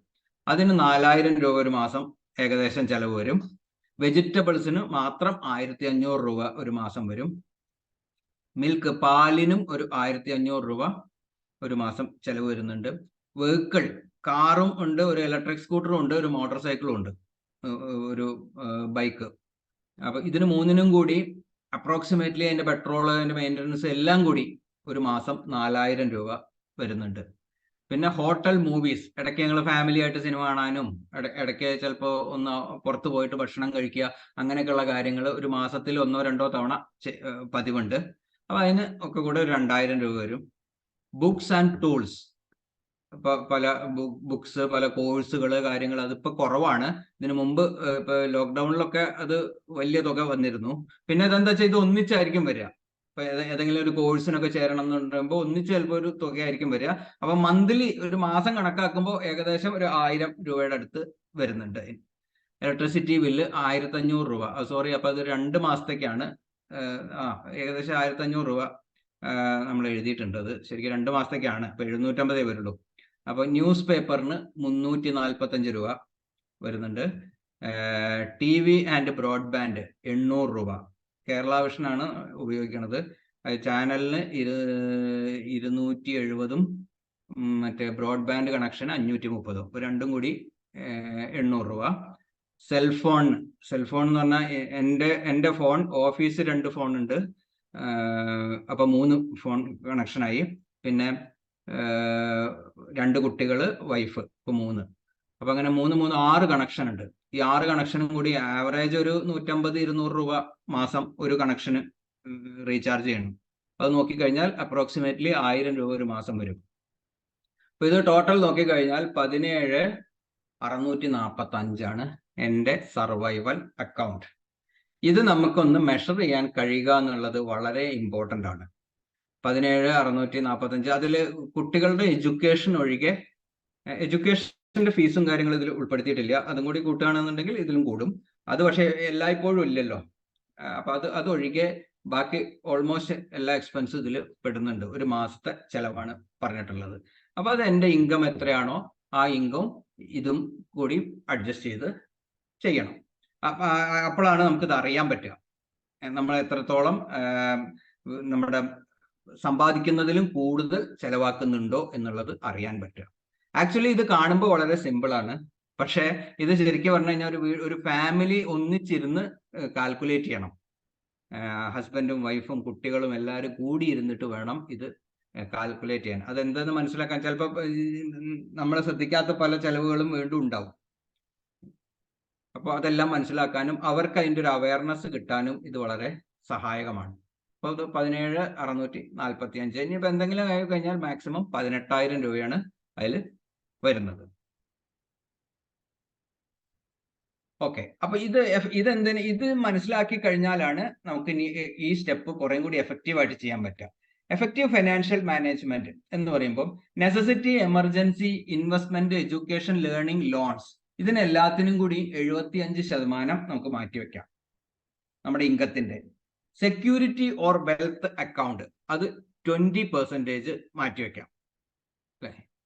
3 സർവീസ് ഓർ ചാരിറ്റി അക്കൗണ്ട് 5% മാറ്റിവെക്കാം. ഇങ്ങനെ 3 രീതിയിൽ ഇതിനെ കാണുക. അതായത് നമ്മുടെ ടോട്ടൽ ഇൻകത്തിന്റെ 20% സെക്യൂരിറ്റി ഓർ വെൽത്ത് അക്കൗണ്ട്. അതൊരു വലിയൊരു ടേമാണ്. അത് വളരെ കാരണം അതൊരു ലോങ് ടേം കൺസെപ്റ്റ് ആണ്. ഇപ്പൊ സെക്യൂരിറ്റി അക്കൗണ്ട് എന്ന് പറഞ്ഞാൽ ഇപ്പൊ ഒരു പോസ്റ്റ് ഓഫീസ് RD എന്ന് പറഞ്ഞു കഴിഞ്ഞാൽ അതൊരു സെക്യൂരിറ്റി അക്കൗണ്ട് എന്ന് നമുക്ക് പറയണമെന്നുണ്ടെങ്കിൽ പോസ്റ്റ് ഓഫീസ് RD 5 കൊല്ലം കഴിഞ്ഞ് കിട്ടി, ഈ കിട്ടിയ പൈസ കൊണ്ട് TV വാങ്ങി, ഫർണിച്ചർ വാങ്ങി എന്ന് പറഞ്ഞു കഴിഞ്ഞാൽ അതൊരു സെക്യൂരിറ്റിയോ വെൽത്തോ അക്കൗണ്ട് അല്ല. 5 കൊല്ലം കഴിഞ്ഞ് കിട്ടിക്കഴിഞ്ഞാൽ ആ പൈസ വേറെ ഇൻവെസ്റ്റ് ചെയ്യാം, വല്ല മ്യൂച്വൽ ഫണ്ടിൽ ഇൻവെസ്റ്റ് ചെയ്യുക, അല്ലെങ്കിൽ ഈവൻ ഗോൾഡ് വാങ്ങുക. ഗോൾഡ് കാരണം കുറേശ്ശെ കൂടി വരുന്നതാണല്ലോ ഗോൾഡിന്റെ ഒക്കെ പ്രൈസ്. അപ്പൊ ഗോൾഡ് വാങ്ങിയിടാം. അങ്ങനെ വേറെ ഏതെങ്കിലും ഇൻവെസ്റ്റ്മെന്റിലേക്ക് അത് മാറ്റി വെക്കുകയാണെങ്കിൽ അതൊരു വെൽത്ത് അക്കൗണ്ട് ആയി മാറും. അപ്പൊ അതാണ് സെക്യൂരിറ്റി ഓർ വെൽത്ത് അക്കൗണ്ട്. ഇത്രയേ ഉള്ളൂ. കുറച്ചൊരു ലോങ് ടേം കൺസെപ്റ്റ് ആണ്. ഒരു 20 വർഷത്തിന് ശേഷം 25 വർഷത്തിന് ശേഷം കിട്ടാവുന്ന ഒരു വലിയ തുക, അല്ലെങ്കിൽ നമ്മളുടെ ഒരു സെക്യൂരിറ്റിക്ക് വേണ്ടിയിട്ട് ഒരു പെൻഷൻ പ്ലാനോ കാര്യങ്ങളോ എന്തെങ്കിലുമൊക്കെ സ്റ്റാർട്ട് ചെയ്യാം ആ സമയത്ത് എന്നുള്ള രീതിയിലൊക്കെ നമുക്ക് അതിനെ കാണാൻ പറ്റും. കുറച്ചൊരു ലോങ് ടേം. അപ്പൊ അതിന് 20%. സർവീസ് ഓർ ചാരിറ്റി അക്കൗണ്ടിലേക്ക് 5%. അല്ലെ? അപ്പൊ ചുരുക്കി പറഞ്ഞാൽ ഇപ്പോൾ നമുക്ക് കിട്ടുന്ന ഇൻകത്തിന്റെ 75% കൊണ്ട് നമുക്ക് ജീവിക്കാൻ പറ്റണം. അതിനെ സെക്യൂരിറ്റി അക്കൗണ്ട് എന്ന് പറഞ്ഞു കഴിഞ്ഞാൽ നമുക്ക് ചെലവാക്കാൻ പറ്റില്ല. ചാരിറ്റി അക്കൗണ്ട് എന്ന് പറഞ്ഞാൽ മാറ്റി വെച്ച് കഴിഞ്ഞാൽ അതും ചെലവാക്കാൻ പറ്റില്ല. അത് നമുക്ക് വേണ്ടിയിട്ടുള്ളതല്ലോ അല്ലല്ലോ. ചാരിറ്റി എന്ന് പറയുമ്പോൾ മറ്റു പല ചാരിറ്റി ആക്ടിവിറ്റീസിന് വേണ്ടിയിട്ടുള്ളതാണല്ലോ. അപ്പൊ ചുരുക്കി പറഞ്ഞാൽ ഇപ്പൊ കിട്ടുന്നത് 1 ലക്ഷം രൂപയാണെന്നുണ്ടെങ്കിൽ, അല്ലെങ്കിൽ ഇപ്പൊ കിട്ടുന്നത് 10,000 രൂപയാണെന്നുണ്ടെങ്കിൽ 7,500 രൂപ കൊണ്ട് നമുക്ക് ജീവിക്കാൻ പറ്റണം, എന്നാലേ ഇത് വർക്കൗട്ട് ആവുള്ളൂ. അപ്പൊ ഇത് ഈ രീതിയിൽ നമുക്ക് ഇതിനെ കാണാം. ഇനി എന്ത് വേണമെന്ന് വെച്ച് കഴിഞ്ഞാൽ ഇത് കറക്റ്റ് ആയിട്ട് വർക്ക് ചെയ്യണമെന്നുണ്ടെങ്കിൽ 3 ബാങ്ക് അക്കൗണ്ട് സ്റ്റാർട്ട് ചെയ്യണം. ഈ സർവൈവൽ അക്കൗണ്ടിനൊന്ന്, സെക്യൂരിറ്റി ഓർ വെൽത്ത് അക്കൗണ്ടിനൊന്ന്, സർവീസ് ഓർ ചാരിറ്റി അക്കൗണ്ടിന് ഒന്ന്. ഇങ്ങനെ 3 ബാങ്ക് അക്കൗണ്ട് സ്റ്റാർട്ട് ചെയ്താൽ മാത്രം പോരാ, അതിനനുസരിച്ച് അതിലേക്ക് ഈ പണം എന്ത് ചെയ്യണം. ഇന്നിപ്പോ വളരെ ഈസിയാണ്, ഇന്റർനെറ്റ് ബാങ്കിങ്ങും എല്ലാം ഉള്ളത് കൊണ്ട് ഒരു അക്കൗണ്ടിൽ നിന്ന് വേറെ അക്കൗണ്ടിലേക്ക് ട്രാൻസ്ഫർ ചെയ്യാന്നൊക്കെ പറഞ്ഞാൽ വളരെ സിമ്പിൾ ആണ്. അപ്പം എന്ത് വേണം, ഈ 3 ബാങ്ക് അക്കൗണ്ട് തുടങ്ങുക, ആ 3 ബാങ്ക് അക്കൗണ്ടിലേക്കും അത് വെക്കാം. ഇപ്പൊ ഉദാഹരണത്തിന് ഒരാൾക്ക് 10,000 രൂപയാണ് ശമ്പളം. 10,000 രൂപയാണ് ശമ്പളം എന്നുണ്ടെങ്കിൽ ആ സാലറി വരുന്ന അക്കൗണ്ട് അയാളുടെ സർവൈവൽ അക്കൗണ്ട് ആയിട്ട് മെയിൻറ്റെയിൻ ചെയ്യാം. 10,000 രൂപ ആ അക്കൗണ്ടിലേക്ക് ക്രെഡിറ്റ് ആയി കഴിഞ്ഞാൽ എന്ത് ചെയ്യണം, അതിന്റെ 20% അല്ലെ, 10,000ന്റെ 20% എത്ര വരാം, 2,000 രൂപ. 2,000 രൂപ സെക്യൂരിറ്റി ഓർ വെൽത്ത് അക്കൗണ്ട് വേറൊരു ബാങ്ക് അക്കൗണ്ടിലേക്ക് ട്രാൻസ്ഫർ ചെയ്യാം. 10,000ത്തിൽ നിന്ന് 2,000 ആ അക്കൗണ്ടിലേക്ക് ട്രാൻസ്ഫർ ചെയ്യാം. സർവീസ് ഓർ ചാരിറ്റി അക്കൗണ്ടിലേക്ക് എത്രയാ, 10,000ന്റെ 5%, 500 രൂപ ആ അക്കൗണ്ടിലേക്കും ട്രാൻസ്ഫർ ചെയ്യാം. അപ്പൊ ഓട്ടോമാറ്റിക് അവിടെ 75% അവിടെ തന്നെ ഉണ്ട്. ഇത്രയും ചെയ്യാം. ഇത്രയും ചെയ്താൽ തന്നെ നേരത്തെ പറഞ്ഞില്ലേ, മണി EQ, ഇമോഷണൽ കോഷ്യന്റിൽ ഒരുപാട് മാറ്റം വരും, ഒരുപാട് പോസിറ്റീവ് ചേഞ്ച് വരും. പിന്നെ ഒരു കാര്യം കൂടി പറയട്ടെ, ഈ അവസരത്തിൽ പറയട്ടെ, the habit is more important than the percentage. ഈ പെർസെൻറ്റേജിലൊക്കെ കുറച്ച് അങ്ങോട്ടും ഇങ്ങോട്ടൊക്കെ മാറ്റം വരുത്താം. ഇപ്പൊ സർവീസ് ചാരിറ്റി അക്കൗണ്ട് നമ്മൾ ആകെ സ്ട്രഗിൾ ചെയ്യുന്ന സമയമാണ് അല്ലെ, തീരെ പൈസ ഇല്ല, കുറെ ലോണും ഉണ്ട്, ഒരുപാട് സ്ട്രഗിൾ ചെയ്യുന്ന സമയമാണ്. 5% ഒന്നും ചാരിറ്റി ചെയ്യാൻ അവസ്ഥയാണെന്നുണ്ടെങ്കിൽ 1% ആക്കാം. സ്റ്റാർട്ട് വിത്ത് 1%, 1% തുടങ്ങുക അല്ലെ. സെക്യൂരിറ്റി ഓർ വെൽത്ത് അക്കൗണ്ട് ഇപ്പൊ 20% ഒന്നും നടക്കില്ല അല്ലെ, കുറെ ലോണും കാര്യങ്ങളും എല്ലാം ഉണ്ട് അല്ലെ.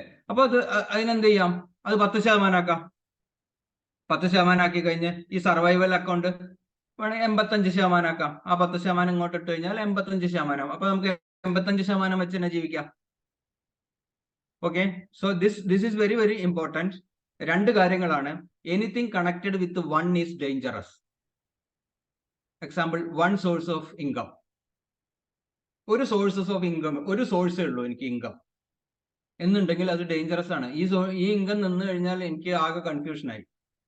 എസ്പെഷ്യലി പ്രൈവറ്റ് ജോലിയിലൊക്കെ ഇരിക്കുന്നവരുടെ ഒരു വലിയൊരു ചലഞ്ചാണ് ഇന്നത്തെ കാലത്ത്. ഏത് സമയം വേണമെങ്കിലും പിരിച്ചുവിടാം. ഇന്ന് കോർപ്പറേറ്റ്സിലൊക്കെ എങ്ങനെയാണല്ലോ, ഏത് സമയം വേണമെങ്കിലും പിരിച്ചുവിടാം. അപ്പൊ പെട്ടെന്ന് ജോലി പോയി കഴിഞ്ഞാൽ പുതിയൊരു ജോലി കിട്ടാൻ ചിലപ്പോൾ കുറെ സമയം എടുത്തുനിന്ന് വരും. അപ്പൊ അത് സ്ട്രഗിൾ ആണ്. So anything connected with 1 is dangerous എന്നാണ് പറയുന്നത്. അത് ബാങ്ക് അക്കൗണ്ടിന്റെ കാര്യത്തിൽ വളരെ 100% കറക്റ്റ് ആണ്.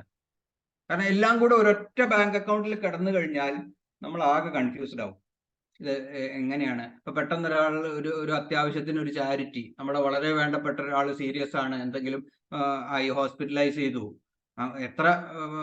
അപ്പൊ നമുക്കൊന്ന് നന്നായിട്ട് എന്തെങ്കിലും ഒന്ന് സർവീസ് അല്ലെങ്കിൽ ഒന്ന് സപ്പോർട്ട് ചെയ്യണം എന്നുണ്ടെങ്കിൽ ഒരുപക്ഷെ നമ്മുടെ ഒറ്റ ബാങ്ക് അക്കൗണ്ട് ആണ്, ഈ അക്കൗണ്ടിൽ ആവശ്യത്തിന് പൈസ ഉണ്ടാവും, പക്ഷെ നമ്മൾ ആകെ കൺഫ്യൂസ്ഡ് ആണ്. എത്ര എടുക്കണം, എന്തെടുക്കണം, ഇനി ലോൺ അടയ്ക്കാൻ കിടക്കുന്നു, അത് വേണം, ഇത് വേണം, എത്ര ആകെ കൺഫ്യൂഷൻ ആണ്. അതിന്റെ സ്ഥാനത്ത് പല തുള്ളി പെരുവെള്ളം കുറേശ്ശെ ആയിട്ട് നമ്മൾ ഈ ചാരിറ്റി അക്കൗണ്ടിൽ കുറച്ച് ഫണ്ട് ഉണ്ട് എന്നുണ്ടെങ്കിൽ നമുക്ക് ധൈര്യമായിട്ട് ഒരു ചെക്ക് എഴുതി കൊടുക്കാം. അവരോട് ഇതൊന്നും പറയണമെന്നില്ല, ഇനി ഭാവിയിൽ പിന്നെ തിരിച്ചു തന്നാൽ മതി എന്നോ എന്തെങ്കിലുമൊക്കെ പറഞ്ഞിട്ട് ചെക്ക് എഴുതിയിട്ട് നമുക്ക് കൊടുക്കാൻ പറ്റും. അപ്പൊ അതിന് ഒരുപാട് ക്ലാരിറ്റി ഉണ്ടായിരിക്കും എത്ര കൊടുക്കണം അല്ലെ. And one of the important thing, if you cannot measure it, you cannot manage it. നിങ്ങൾക്ക് മെഷർ ചെയ്യാൻ പറ്റുന്നില്ലെങ്കിൽ നിങ്ങൾക്ക് ഇത് ഒരിക്കലും മാനേജ് ചെയ്യാൻ സാധിക്കില്ല എവിടെയും കേട്ടോ. ഇപ്പൊ ഒരു അടുക്കളയിൽ ഇപ്പൊ ചില സ്ഥലങ്ങളിൽ കണ്ടിട്ടുണ്ട്, ഇങ്ങനെ സാധനങ്ങൾ ഇങ്ങനെ വാങ്ങിക്കൊണ്ടിരും. ഇപ്പൊ ഞാൻ പറഞ്ഞല്ലോ, ഗ്രോസറി 4,000 രൂപയാണ് ഒരു മാസത്തേക്ക്. ചില സ്ഥലങ്ങളിൽ പറയുന്നത് കേട്ടിട്ടുണ്ട് 6,000-7,000 രൂപയ്ക്ക് വാങ്ങിക്കൊണ്ടെന്നാൽ ഒരാഴ്ച കഴിയുമ്പോഴേക്കും ഇത് കഴിഞ്ഞിട്ടുണ്ടാവുന്നു. അതെന്താ വെച്ച് കഴിഞ്ഞാൽ അത് ശരിക്ക് മാനേജ് ചെയ്യുന്നതിലത്തെ പ്രശ്നമാണ്. വീട്ടിൽ 5 ആളുണ്ടെങ്കിൽ 5 തരം എന്താ സാധനം കറികളും അതും ഇതുമാണ്. ഒരാൾക്ക് ഈ കറി ഇഷ്ടമല്ല, ഒരാൾക്ക് ആ കറി ഇഷ്ടമല്ല, അതാണ് ഇതാണെന്നും പറഞ്ഞിട്ടുള്ള ഇതാണ്. അപ്പൊ അവർക്ക് ഒരു മെഷർമെന്റും പറ്റുന്നില്ല. സോ ഇഫ് യു കനോട്ട്, അപ്പൊ അടുക്കളയിൽ എന്തൊക്കെ സാധനങ്ങളുണ്ട്, എത്ര വേണം, ഒരു മാസം എത്ര വേണം അത് കൃത്യമായിട്ട് മെഷർ ചെയ്യാൻ കഴിഞ്ഞാൽ മാത്രമേ ഇതിൽ കൺട്രോൾ ചെയ്യാൻ കഴിയുള്ളൂ. അല്ലെങ്കിൽ അതിങ്ങനെ ഒരു എന്താ കാലങ്ങളായി തുടരുന്ന ഒരു പ്രോസസ്, ഒരു പ്രതിഭാസം എന്നുള്ള രീതിയിൽ അതിങ്ങനെ മുന്നോട്ട് പോയിക്കൊണ്ടിരിക്കും. So if you cannot measure it, you cannot manage it. അപ്പൊ അടുക്കളയുടെ കാര്യം പിന്നെ അങ്ങനെയുണ്ട് പോട്ടെ, പക്ഷെ ഫിനാൻസിന്റെ കാര്യത്തിൽ അത് വളരെ ഇമ്പോർട്ടന്റ് ആണ്. നമുക്ക് അതുകൊണ്ടാണ് ഇത് നമ്മൾ ആദ്യം ചെയ്തിരിക്കണം. ഒരു മാസം വരുന്ന എക്സ്പെൻസസ് എത്രയെന്നുള്ളത് കൃത്യമായിട്ട് നമുക്ക് മെഷർ ചെയ്യാൻ ആദ്യം സാധിക്കണം. ഓരോ ഇതിലും ചിലപ്പോൾ പെടാത്തത് പലതും ഉണ്ടായിരിക്കും. അപ്പൊ ഓരോ മൈന്യൂട്ടായിട്ടുള്ള കാര്യങ്ങളും എന്ത് ചെയ്യണം, അത് നമുക്ക് മനസ്സിലാക്കി വെക്കാൻ സാധിക്കണം. അപ്പൊ ഇത് കൃത്യമായിട്ട് മെഷർ ചെയ്ത് 3 ബാങ്ക് അക്കൗണ്ട് തുടങ്ങിയാലാണ് ഇതിന്റെ ശരിയായ റിസൾട്ട് നമ്മുടെ ഫാമിലിയിലേക്ക് വരുള്ളൂ. ഇത് വളരെ സക്സസ്ഫുൾ ആയിട്ടുള്ള ഫോർമുലയാണ്. ഞാൻ ഇതിന്റെ winning mind set blue print എന്ന് പറഞ്ഞിട്ടുള്ള ഒരു പ്രോഗ്രാം ഓൺലൈനായിട്ട് 14 ബാച്ച് ചെയ്തു. 14 ബാച്ച് ചെയ്തതിൽ ഒരു 5ഓ 6ഓ പേര് വീഡിയോ ടെസ്റ്റിമോണിലും ഓഡിയോ ടെസ്റ്റിമോണിലൊക്കെ ആയിട്ട് തന്നിട്ടുണ്ട്. ഇത് ഇങ്ങനെ ഒരു കാൽക്കുലേഷൻ ആദ്യമായിട്ടാണ് അറിയുന്നത്. ഇത് വളരെ എഫക്റ്റീവാണ്. ഇത് കേട്ടപ്പോൾ തന്നെ ഒരു പോസിറ്റീവ് എനർജി ഫീൽ ചെയ്യുന്നുണ്ട് ഒക്കെ പറഞ്ഞിട്ടുള്ള ഒരുപാട് പോസിറ്റീവ് ആയിട്ടുള്ള റിസൾട്ട് അവർ ചെയ്ത് നോക്കിയിട്ടും അതിന്റെ റിസൾട്ട്, അതിന്റെ റിഫ്ലക്ഷൻ വളരെ പോസിറ്റീവ് ആയിട്ടുള്ള ഫീഡ്ബാക്ക് തന്നിട്ടുണ്ട്. അപ്പൊ ഇത് ഏറ്റവും സിമ്പിൾ ആണ് കേട്ടോ. ശരിക്കും ഇത് ഒരു 4-5 അക്കൗണ്ട് ഒക്കെ വെച്ച് വേറെയും കുറച്ച് രീതിയിൽ ചെയ്യാനുള്ളതാണ്. അതെല്ലാം കൂടി ഇപ്പൊ പറയുന്നില്ല. ഇത് ഇതിന്റെ ഫസ്റ്റ് സ്റ്റെപ്പാണ്. ആദ്യം ഇത്രയും നമുക്ക് ചെയ്യാൻ കഴിഞ്ഞാൽ, അതായത് ഇപ്പൊ കിട്ടുന്ന ഇൻകത്തിന്റെ 75% കൊണ്ട് നമ്മൾ ജീവിക്കാൻ പഠിക്കുക. 20% നമുക്ക് വേണ്ടിയിട്ട്. ശരിക്കും പറഞ്ഞാൽ സെക്യൂരിറ്റി ഓർ വെൽത്ത് അക്കൗണ്ട് എന്ന് പറയുമ്പോൾ ഏകദേശം ഒരു 60-65 വയസ്സൊക്കെ ആകുമ്പോഴേക്കും നമുക്ക് എന്തെങ്കിലും ഒരു പെൻഷൻ ഉണ്ടാവണം. നമുക്ക് നമ്മുടെ സ്വന്തം കാലിൽ നിൽക്കാൻ പറ്റണം എന്നുണ്ടെങ്കിൽ, അല്ലെ, നമ്മൾ പറയുമല്ലോ വേറെ ആരെയും ബുദ്ധിമുട്ടിക്കരുത്, സ്വന്തം കാലിൽ നിൽക്കണം എന്നൊക്കെയുള്ള രീതിയിൽ നമ്മൾ പലതും പറയാറുണ്ട്. അപ്പൊ അത് ഒരു 20% അതിനു വേണ്ടി മാറ്റിവെക്കുക. 40 വയസ്സിൽ താഴെ ഉള്ളവർക്ക്, ഇപ്പൊ ഞാൻ എൻ്റെ 38ാമത്തെ വയസ്സിൽ ചേർന്നാണ് അടൽ പെൻഷൻ യോജന ഉണ്ട്. 1196 രൂപയാണ് ഞാൻ ഒരു മാസം അടയ്ക്കുന്നത്, അല്ലെ. 38ാമത്തെ വയസ്സിലാണ് ഞാൻ ചേർന്നത്. 40 വയസ്സിന്റെ താഴെ ഉള്ളവർക്ക് എടുക്കാൻ പറ്റുള്ളൂ. ഓക്കെ, ഇനിയിപ്പോ 40 വയസ്സ് നിങ്ങൾക്ക് കഴിഞ്ഞു എന്നുണ്ടെങ്കിൽ കുഴപ്പമില്ല. 40 കഴിയാത്ത ആളുകളോട് ഇത് പറഞ്ഞു കൊടുക്കുക, അവർക്ക് അത് യൂസ്ഫുൾ ആയിരിക്കും. 60ാം വയസ്സിൽ 5000 രൂപ മരിക്കുന്നത് വരെ പെൻഷനാണ്. കേന്ദ്ര ഗവൺമെന്റിന്റെ മനോഹരമായ സ്കീമാണ് അതൊക്കെ. ചെറിയ എമൗണ്ട് ആയിരിക്കാം, എന്നിരുന്നാലും ശരി. ഇതെന്താ വെച്ചാൽ ഇതൊരു സൈക്കോളജിയാണ്, സൈക്കോളജി ഓഫ് മണി എന്ന് പറയുമല്ലോ. അപ്പൊ ഇതിങ്ങനെ തുടങ്ങുമ്പോൾ അന്ന് 38ാമത്തെ വയസ്സിൽ 1196 എന്ന് പറഞ്ഞു കഴിഞ്ഞാൽ തന്നെ കുഴപ്പമില്ല, അടച്ചു പോവാം എന്നുള്ളൊരു സ്റ്റേജ് ആയിരുന്നു. അതന്നെ ശരിക്കും ഒരു സ്ട്രഗിൾ പോലെയാണ് അന്ന്. എനിവേ, ഇതിനെക്കുറിച്ച് അറിഞ്ഞപ്പോൾ ഞാൻ പെട്ടെന്ന് അത് ജോയിൻ ചെയ്തു. അപ്പോൾ ഓട്ടോമാറ്റിക് ഡെബിറ്റ് ആവും, എല്ലാ മാസവും ഓട്ടോമാറ്റിക്കായി ഡെബിറ്റ് ആവും. അതവിടെ അത് മൊത്തം നോക്കിക്കഴിഞ്ഞാൽ 38ാമത്തെ വയസ്സ് തൊട്ട് 60 വയസ്സ് വരെ എന്ന് പറയുമ്പോൾ 2, 40, 22 കൊല്ലാണ് വരുന്നത്. 22, ഏകദേശം 4 ലക്ഷം രൂപയോളം ആണ് അതിലൊക്കെ അടവ് പോകുന്നത്.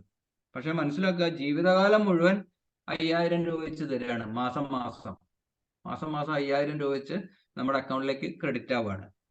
അപ്പൊ നമുക്ക് അത് ആലോചിച്ച് കഴിഞ്ഞാൽ തന്നെ അതിൻ്റെ ഒരു ഇതറിയാം ഏകദേശം.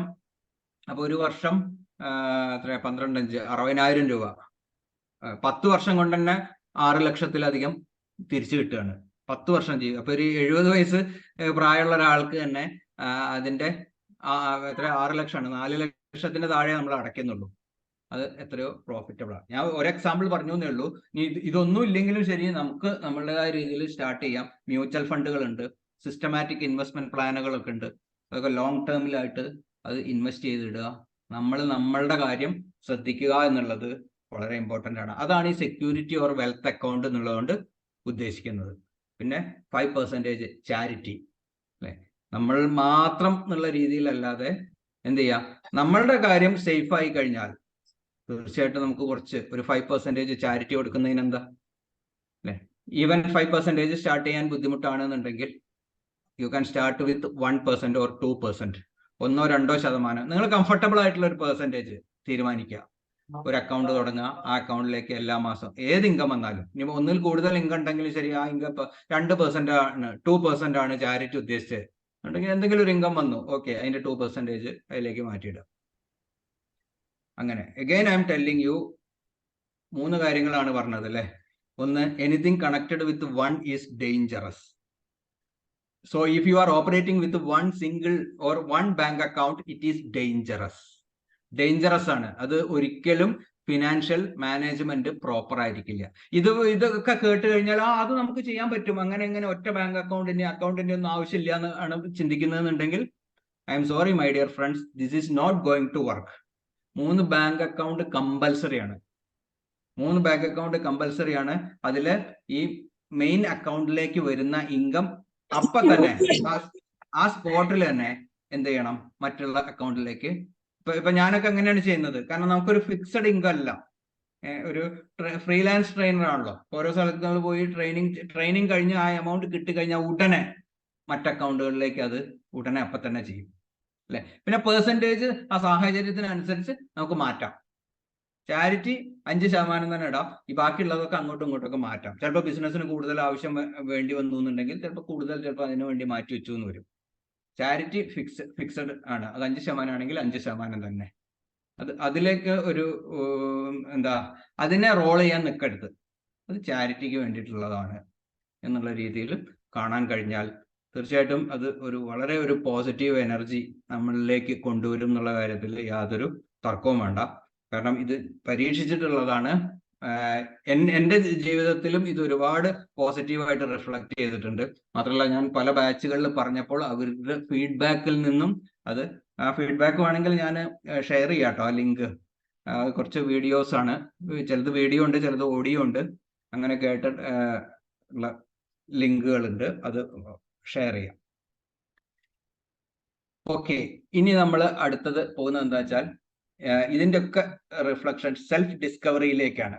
ഒരു കരിയർ കൗൺസിലേഴ്സ് എന്ന് പറയുമ്പോൾ നമ്മളുടെ കരിയർ നമ്മിലേക്ക് ഒന്ന് ഇറങ്ങി ചെല്ലേണ്ടത് വളരെ അത്യാവശ്യമാണ്. നമ്മളുടെ കരിയർ എങ്ങനെയാണ്, നമ്മളുടെ കരിയർ എങ്ങനെ ആയിരിക്കണം, മുൻകാലങ്ങളിൽ എങ്ങനെ ആയിരുന്നു, ഇത്തരം കാര്യങ്ങളൊക്കെ ഒന്ന് ഇവാലുവേറ്റ് ചെയ്ത് കുറച്ചുകൂടെ മികച്ച രീതിയിൽ മുന്നേറി കഴിഞ്ഞാൽ നമുക്ക് ഇത് വേറൊരാൾക്ക് പറഞ്ഞു കൊടുക്കുമ്പോൾ അത് കുറേം കൂടി ക്വാളിറ്റി ഉള്ളതും ആധികാരികമായിട്ട് സംസാരിക്കാം. ഇപ്പൊ ഇതിനെ കുറിച്ച് ഞാനത് ആധികാരികമായിട്ട് സംസാരിക്കുന്നത് എന്താ വെച്ച് കഴിഞ്ഞാൽ, ഇത് ഞാൻ പറഞ്ഞല്ലോ, ഓൺലൈൻ അല്ല, ഈ ലോക്ക്ഡൌൺ സമയത്ത്, അതായത് 2020, ശരിക്കും 2020 തൊട്ട് 2023 വരെയുള്ള കാലം, പ്രധാനമായിട്ടും 2020 തൊട്ട് 2022 അവസാനം വരെ, ഈ 2 വർഷം കൊണ്ട് കുറേ കോഴ്സുകൾ പങ്കെടുത്തിട്ടുണ്ട്. കുറെ ഇന്റർനാഷണൽ ലെവലിലുള്ള പല കോഴ്സുകളും ഒക്കെ ആയിട്ട് ഒരുപാട് കോഴ്സുകൾ പങ്കെടുക്കാൻ സാധിച്ചു. കമ്പാരിറ്റീവ്ലി ഒരു നോമിനൽ ഫീസ് ഒക്കെയാണ് നമുക്ക് കൊടുക്കേണ്ടി വരിക. അപ്പൊ അങ്ങനെ ഒരു വലിയ ടോപ്പ് ലെവൽ ലീഡേഴ്സിന്റെ ഒക്കെ ട്രെയിനിങ് പ്രോഗ്രാമുകൾ അവൈലബിൾ ആയിരുന്നു. അപ്പൊ അങ്ങനെയുള്ള കുറേ കോഴ്സുകളിൽ പങ്കെടുക്കാൻ കഴിഞ്ഞു. അപ്പൊ ആ കോഴ്സുകളിൽ നിന്ന് കിട്ടിയ അറിവുകളാണ് ശരിക്കും പറഞ്ഞു കഴിഞ്ഞാൽ ഇതിന്റെയൊക്കെ ബേസ്. ഓക്കെ, അപ്പൊ ഇതെന്താന്ന് വെച്ച് കഴിഞ്ഞാൽ, ഇതും അവര് പറഞ്ഞു തരുന്നു, അവര് പറഞ്ഞു തന്ന കാര്യങ്ങൾ എന്ത് ചെയ്യുന്നു, ഞാൻ എൻ്റെ ലൈഫിൽ ഇംപ്ലിമെന്റ് ചെയ്തു. ഇതേപോലെ 3 ബാങ്ക് അക്കൗണ്ടും തുടങ്ങി. ലക്കിലി എൻ്റെ കാനറ ബാങ്ക് ആണ്. എൻ്റെ കാനറ ബാങ്കിൽ എനിക്ക് 3 ബാങ്ക് അക്കൗണ്ട് ഓൾറെഡി ഉണ്ടായിരുന്നു. അപ്പൊ എനിക്ക് പുതിയതായിട്ട്, എനിക്ക് 3 അല്ല, കുറെ ബാങ്ക് അക്കൗണ്ട് ഉണ്ടായിരുന്നു. അതിൽ 3 ബാങ്ക് അക്കൗണ്ട് ആക്റ്റീവ് ആണ്. ഇന്റർനെറ്റ് ബാങ്കിങ് എൻ്റെ ഒരേ ഫോൺ നമ്പറാണ് കൊടുത്തത്. അപ്പൊ ഈ 3 ഇന്റർനെറ്റ് ബാങ്കിങ് എടുത്താൽ ഈ 3 അക്കൗണ്ട് അവിടെ കാണും. അപ്പൊ അത് അങ്ങോട്ടും ഇങ്ങോട്ടൊക്കെ ട്രാൻസ്ഫർ ചെയ്യാനും അതൊക്കെ വളരെ സിമ്പിൾ ആയിരുന്നു. അപ്പൊ അങ്ങനെ ഒരു പ്ലസ് പോയിന്റ് എനിക്ക് ഉണ്ടായിരുന്നു. അപ്പൊ ഈ ക്ലാസ് കേട്ട ഉടനെ തന്നെ ഞാൻ ഈ പറഞ്ഞ പോലെ കാര്യങ്ങൾ ചെയ്യാൻ തുടങ്ങി.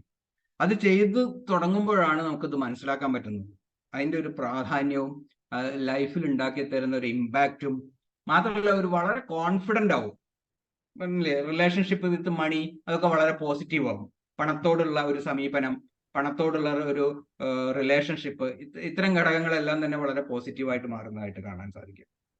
അപ്പൊ അതുകൊണ്ട് നമ്മളെ അറിയുക, ഒരു കരിയർ കൗൺസിലർ എന്നുള്ള രീതിയിൽ നമ്മളെ അറിയുക, നമ്മളുടെ കരിയർ എങ്ങനെയായിരുന്നു, ഇനി എങ്ങനെ ആവണം തുടങ്ങിയ പ്ലാനിങ് എല്ലാം കൃത്യമായിട്ട് നടത്തി കഴിഞ്ഞാൽ നമുക്ക് വേറൊരാളോട് ഇത് പറഞ്ഞു കൊടുക്കാം, കുറെ കൂടി ആധികാരികമായിട്ട് പറഞ്ഞു കൊടുക്കാൻ സാധിക്കും. അതിനെ സഹായിക്കുന്ന ഒരു വിജ്ഞാനശാഖ ആണ് ഏത് എനിയഗ്രാം. ഓക്കെ, അപ്പൊ എനിയഗ്രാമിനെ കുറിച്ച് കൂടുതലായിട്ട് ഇപ്പൊ ഇവിടെ പറയാൻ നമുക്ക് സമയമില്ല, വളരെ കുറച്ച് സമയമുള്ളൂ. ജസ്റ്റ് ഒന്ന് ഓടിച്ച് ഞാൻ പറയാം. എനിയഗ്രാം പ്രകാരം 9 ടൈപ്പുകളാണുള്ളത്. ഇതിൽ സ്ക്രീനിൽ കാണാണ്ടല്ലോ. Perfectionist, helper, achiever, individualist, investigator, loyalist, optimist, leader and peacemaker. ഇങ്ങനെ 9 ടൈപ്പുകളാണ് എനിയഗ്രാം പ്രകാരം വരുന്നത്. അപ്പം ഇതിൽ ഈ ഓരോ ടൈപ്പും എന്താണ്, ഇതിലെ ഓരോ ടൈപ്പിനും അതിൻ്റെതായ പല പ്രത്യേകതകളുണ്ട്. അതിനനുസരിച്ചാണ് ഇപ്പൊ ഈ പറഞ്ഞല്ലോ, ഈ മണി മാനേജ്മെന്റിനെ കുറിച്ച് ഇപ്പൊ പറഞ്ഞു. ഇത് ഈ 9 തരത്തിലായിരിക്കും ആളുകൾ എടുക്കുന്നത്, അല്ലെ?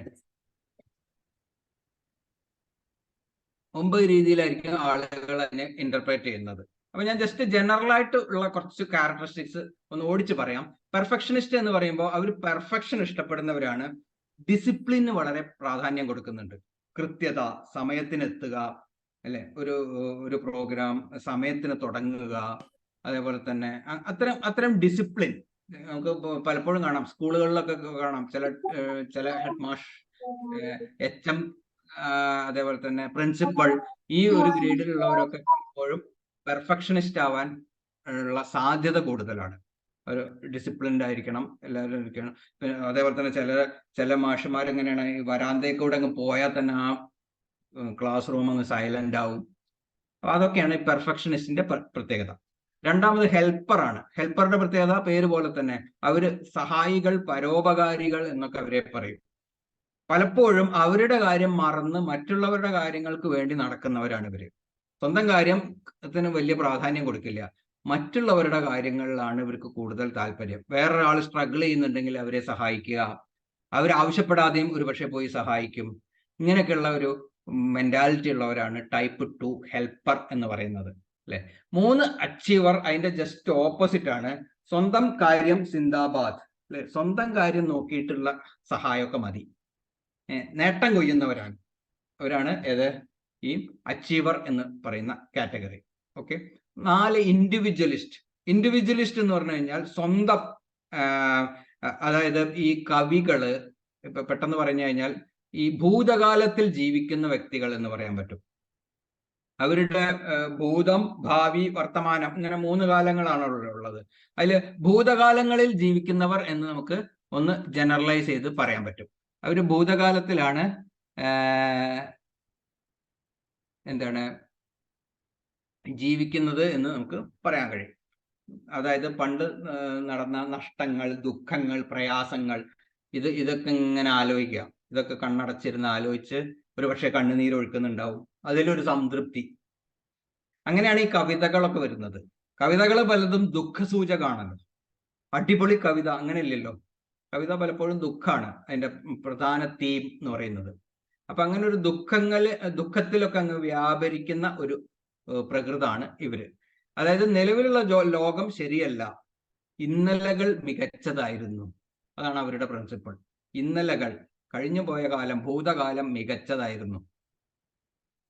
ഇപ്പോ നിലവിലുള്ള ലോകം ശരിയല്ല. ഇത് എന്ന ഒരു പ്രകൃതക്കാരാണ്. അടുത്തത് 5 ഇൻവെസ്റ്റിഗേറ്റർ. ഇൻവെസ്റ്റിഗേറ്റർ എന്ന് പറയുമ്പോൾ കൂടുതൽ വായന ഒക്കെ താല്പര്യരാണ്, ആഴത്തിൽ പഠിക്കാൻ ഇഷ്ടപ്പെടുന്നവരാണ്, അല്ലെ? പൊതുവെ ഇവര് അന്തർമുഖരായിട്ടാണ് കാണപ്പെടാറ്. ഒറ്റയ്ക്കിരിക്കാനും അധികം ആളുകളായിട്ടൊന്നും മിങ്കിൾ ചെയ്യാൻ താല്പര്യമില്ല. ഒറ്റയ്ക്കിരിക്കുക, പുസ്തകം അല്ലെങ്കിൽ ഇന്റർനെറ്റ് വെച്ചൊക്കെ എന്തെങ്കിലുമൊക്കെ പഠിക്കുക, ആഴത്തിൽ പഠിക്കുക എന്നുള്ളതാണ് ഇവർക്ക് കൂടുതൽ താല്പര്യം. അടുത്തത് ലോയലിസ്റ്റ്. ലോയലിസ്റ്റ് എന്ന് പറഞ്ഞാൽ വിശ്വസ്തർ. വിശ്വസ്തർ എന്ന് പറഞ്ഞാൽ വളരെ ആത്മാർത്ഥത ഉള്ളവരാണ്. ചെയ്യുന്നതിനോടുള്ള ആത്മാർത്ഥത. ഇപ്പൊ ഒരു കമ്പനിയിൽ വർക്ക് ചെയ്യുകയാണെന്നുണ്ടെങ്കിൽ ആ കമ്പനി വളരണം എന്ന് ആത്മാർത്ഥമായി ആഗ്രഹിക്കുന്നവരാണ്. അതിന് ഒരു ശമ്പളത്തിന് വേണ്ടി മാത്രം അവർ വർക്ക് ചെയ്യുന്നവരല്ല. ആ സ്ഥാപനം നന്നായി വരണം, നന്നായി കാണണം എന്ന് ആത്മാർത്ഥതയുള്ളവരാണ് ദ ലോയലിസ്റ്റ്. അടുത്തത് ടൈപ്പ് 7 ദ ഒപ്റ്റിമിസ്റ്റ്. ഒപ്റ്റിമിസ്റ്റ് എന്ന് പറയുമ്പോൾ ശുഭാപ്തി വിശ്വാസികളാണ്. ശുഭാപ്തി വിശ്വാസി എന്ന് പറയുമ്പോൾ ജീവിതത്തെ ഒരു വളരെ സന്തോഷത്തോടെയും ഒരു ആഘോഷമാക്കുന്ന വ്യക്തിത്വങ്ങളാണ് ഈ ഒപ്റ്റിമിസ്റ്റ്. ജീവിതം ആഘോഷിക്കുക, അടിച്ചു പൊളിക്കാനുള്ളതാണ് ജീവിതം എന്ന് പറഞ്ഞ് ഈ ടൂർ പ്രോഗ്രാം, അതേപോലെ മറ്റ് എന്റർടൈൻമെന്റ്, ഇതിനൊക്കെ വലിയ പ്രാധാന്യം കൊടുക്കുന്നവരാണ്. അതേപോലെ തന്നെ സിനിമയൊക്കെ ഉണ്ടല്ലോ, ദുഃഖമായിട്ട് ആ നായകനൊക്കെ ചിലപ്പോൾ മരണപ്പെടുന്ന സിനിമയൊക്കെ ആണെങ്കിൽ ഇവർക്ക് ഇഷ്ടാവില്ല. അതിന്റെ സ്ഥാനത്ത് നല്ല അടിച്ചു പൊളിച്ച് ആകപ്പാടെ രസമൊക്കെ ആയിട്ട് അല്ലെ കുറെ തമാശയൊക്കെ ഉള്ള സിനിമയൊക്കെ ആണെങ്കിൽ ഇവർക്ക് ഭയങ്കര ഇഷ്ടം. അതാണ് ഒപ്റ്റിമിസ്റ്റ്. അടുത്തത് ടൈപ്പ് 8, ദ ലീഡർ. ലീഡർ എന്ന് പറയുമ്പോൾ ലീഡർഷിപ്പ് റോളുകൾ കൈകാര്യം ചെയ്യാൻ താല്പര്യമുള്ളവരാണ്. രാഷ്ട്രീയക്കാർ പലരും ലീഡർ ഈ ടൈപ്പ് 8ന്റെ ക്വാളിറ്റി ഉള്ളവരാണ്. ആ ക്വാളിറ്റി ഉണ്ടെങ്കിലേ ഇന്നത്തെ കാലത്ത് രാഷ്ട്രീയത്തിലൊക്കെ പിടിച്ചു നിൽക്കാൻ പറ്റുള്ളൂ. എന്തു വന്നാലും കസേര വിട്ടുകൊടുക്കില്ല എന്നുള്ള ഒരു മനോഭാവം, അതാണ് ലീഡർഷിപ്പ്. അപ്പൊ അത്തരം ലീഡർ സ്ഥാനങ്ങൾ ആഗ്രഹിക്കുന്നു, സ്ഥാനങ്ങൾ നിലനിൽക്കുന്നു. ഇപ്പൊ നമുക്കറിയാം ചിലരുടെയൊക്കെ മരണം വരെ ആ പൊസിഷൻ അവർക്കുള്ളതാ. അയാൾ മരിച്ചതിന് ശേഷമായിരിക്കും അത് വേറെ ആൾക്ക് കൊടുത്തിട്ടുണ്ടാവുക. വെന്റിലേറ്ററിലും ഒക്കെ കിടക്കുന്നുണ്ടായിരിക്കും, പക്ഷെ ആ പൊസിഷൻ അയാൾക്കുള്ളതാണ്. അങ്ങനെ പല പിൻകാലങ്ങളിലൊക്കെ ഒന്ന് നോക്കിയാൽ നമുക്ക് അറിയാൻ പറ്റും. അങ്ങനത്തെ കുറെ ലീഡേഴ്സ് ഉണ്ട്. ഞാൻ പേരെടുത്ത് പറയുന്നില്ല, നിങ്ങൾക്കൊക്കെ ഊഹിക്കാൻ മനസ്സിലാക്കാൻ പറ്റും. The peace maker. അടുത്തത് പീസ് മേക്കർ എന്ന് പറയുമ്പോൾ ഒരു സമാധാനപ്രിയ, സമാധാനകാംക്ഷികൾ എന്നാണ് പറയുന്നത്. വലിയ വലിയ പ്രശ്നങ്ങളോ ഇതിനോ ഒന്നും മുതിരാതെ ഒന്ന് ഒതുങ്ങി ഒരു കംഫർട്ട് സോണിൽ ഇരിക്കാൻ ഇഷ്ടപ്പെടുന്നവരാണ് പീസ് മേക്കർ. ഇവർ ഏറ്റവും നല്ല ലിസണേഴ്സ് ആണ്. നല്ല മറ്റുള്ളവരെ ശ്രവിക്കാൻ ഇവർക്കൊരു പ്രത്യേക കഴിവുണ്ട്. അതേപോലെ തന്നെ രണ്ടുപേര് തമ്മിലുള്ള തർക്കങ്ങൾക്കൊക്കെ പരിഹാരം ഉണ്ടാക്കാനുള്ള പ്രത്യേക സിദ്ധിയുള്ളവരാണ് പീസ് മേക്കർ. ഇങ്ങനെ ഈ 9 ടൈപ്പുകളുണ്ട്. ഈ 9 ടൈപ്പുകളും ഒരു വ്യക്തിയിൽ ഏറ്റക്കുറച്ചിലുകൾ ഉണ്ടാവും. ഈ 9 ടൈപ്പും നമ്മളിലുണ്ട്. ഈ 9 സവിശേഷതകളും ഓരോ മനുഷ്യരിലും ഉണ്ട്. പക്ഷെ ചിലത് കൂടിയും ചിലത് കുറഞ്ഞും കിടക്കും. ചിലത് തീരെ ഇനാക്റ്റീവ് ആയിരിക്കും, ചിലർ വളരെ ആക്റ്റീവായി കിടക്കുന്നുണ്ട്. അപ്പൊ ഇതിന്റെ പ്രത്യേകത എന്താ വെച്ചാൽ ഇത് ബാലൻസ് ചെയ്ത് പോകുമ്പോഴാണ് ശരിക്കും നമുക്ക് നമ്മുടെ പൊട്ടൻഷ്യൽ കൂടുതൽ എടുക്കാൻ കഴിയുക. ഈ എല്ലാ ക്വാളിറ്റിയും ആവശ്യാനുസരണം എന്ത് ചെയ്യാൻ പറ്റണം, എടുക്കാൻ ഉപയോഗപ്പെടുത്താൻ സാധിക്കണം അല്ലെ. ചില കാര്യങ്ങളിൽ ലീഡർ വേണം. അങ്ങനെ ചെയ്യ്, ഇങ്ങനെ ചെയ്യ്, അങ്ങനെ പറയേണ്ട സാഹചര്യങ്ങൾ ഉണ്ടാവും. അങ്ങനെ ചെയ്താൽ മതി എന്നാണ്ട് പറഞ്ഞു കഴിഞ്ഞാൽ പിന്നെ അതിന് തീരുമാനമായി അങ്ങനെ അങ്ങ് ചെയ്തു പോകും. അപ്പൊ അത് ലീഡറുടെ പ്രത്യേകതയാണ് അല്ലെ. അതേപോലെ തന്നെ വേറെ ചില ആളുകളുടെ റെസ്പെക്ട് ചെയ്യേണ്ടി വരും അല്ലെ. കാല് തൊട്ട് വന്ദിക്കുക, അങ്ങനെയൊക്കെയുള്ള കാര്യങ്ങളൊക്കെ ഉണ്ടല്ലോ, അത് ലോയലിസ്റ്റിന്റെ പ്രത്യേകതകളാണ്. അപ്പൊ ഇതൊക്കെ ജീവിതത്തിലെ ഓരോ സാഹചര്യങ്ങളിലും ഇത് ഒക്കെ ആവശ്യമാണ്. അപ്പൊ നമ്മുടെ ഈ ആവശ്യങ്ങൾക്കനുസരിച്ച് എന്ത് ചെയ്യാൻ പറ്റണം, ഇത് ഓരോ സവിശേഷതകളും ഉപയോഗപ്പെടുത്താൻ സാധിക്കണം. അപ്പൊ അത് കൂടാനും പാടില്ല, കുറയാനും പാടില്ല. അധികമായാൽ അമൃതും വിഷം അല്ലെ, കൂടിപ്പോയാൽ അതാണ് പ്രശ്നം അല്ലെ. ഇപ്പൊ ഇതിൽ നോക്കിയാൽ പറയാ പെർഫെക്ഷനിസ്റ്റ്, അതൊന്ന് തലക്ക് പിടിച്ചു കഴിഞ്ഞാൽ അത് വല്ലാത്തൊരു പല വിധത്തിലുള്ള പ്രശ്നങ്ങൾ ഉണ്ടാക്കും. അങ്ങനെ ചെയ്യണം, ഇങ്ങനെ ചെയ്യണം, അങ്ങനെ ചെയ്യരുത്, ഇങ്ങനെ തന്നെ ചെയ്യണം, ഇങ്ങനെയൊക്കെയുള്ള കുറെ നിർബന്ധ ബുദ്ധിയിലേക്ക് പോകും. അപ്പൊ ഓവറായി കഴിഞ്ഞാൽ അത് പ്രശ്നമാണ്. അതേപോലെ തന്നെ തീരെ ഇല്ലെങ്കിലും ഡിസിപ്ലിൻ ഒന്നുമില്ല, അങ്ങനെ എന്താ വെച്ചാൽ എങ്ങനെങ്കിലും ആയിക്കോട്ടെ, അവരോട് പറഞ്ഞു, അവർ ചെയ്യുന്നില്ല, ചെയ്യണ്ട, അങ്ങനെ പോട്ടെ, അതായാലും പ്രശ്നമാണ്. തീരെ ഇല്ലെങ്കിലും കുഴപ്പമാണ്, ഒരു പരിധിയുടെ അപ്പുറത്തേക്ക് പോയി കഴിഞ്ഞാലും പ്രശ്നമാണ്. ഹെൽപ്പർ എടുത്ത് നോക്കിയോളൂ. ഹെൽപ്പർ അങ്ങ് സഹായിക്കുക, ബാക്കിയുള്ളവരുടെ കാര്യത്തിൽ മാത്രം ശ്രദ്ധിക്കുക. അവർക്ക് എന്തെങ്കിലും ഒരു പ്രശ്നം വന്നു കഴിഞ്ഞാൽ അയ്യോ ആകെ ടെൻഷനായി, നമുക്ക് വന്ന പ്രശ്നത്തിനേക്കാളും ടെൻഷനായി ഉണ്ട്. അങ്ങനെ ധാരാളം പേരെ കാണാൻ പറ്റിട്ടോ. ഹെൽപ്പർ ധാരാളം കാണുന്ന പേഴ്സണാലിറ്റി ടൈപ്പാ. നമുക്ക് ഇഷ്ടം പോലെ പേരെ കാണാൻ കഴിയും. അവരുടെ അയ്യോ ഇനി അവരെന്താ ചെയ്യുക, അതാണ് അവർക്ക് വേണ്ടിയിട്ട്. സ്വന്തം കാര്യം ചിലപ്പോൾ അതിലും പ്രശ്നമാവും. അതൊന്നും അവർ ചിന്തിക്കില്ല, അവരുടെ കാര്യങ്ങൾ. പിന്നെ അവർ ആവശ്യപ്പെടും കൂടി ചെയ്ത് കഴിഞ്ഞാൽ പിന്നെ പറയും വേണ്ട അല്ലെ. അപ്പൊ അതാണ് ഹെൽപ്പർ. അപ്പൊ എല്ലാം തന്നെ എല്ലാ പേഴ്സണാലിറ്റി ടൈപ്പിലും പോസിറ്റീവ് സൈഡും ഉണ്ട്, നെഗറ്റീവ് സൈഡും ഉണ്ട്. അപ്പൊ എല്ലാം ബാലൻസ് ചെയ്യുക എന്നുള്ളിടത്താണ് നമ്മൾ കൂടുതൽ പൊട്ടൻഷ്യൽ പുറത്തേക്ക് എടുക്കാൻ പറ്റുന്നത്.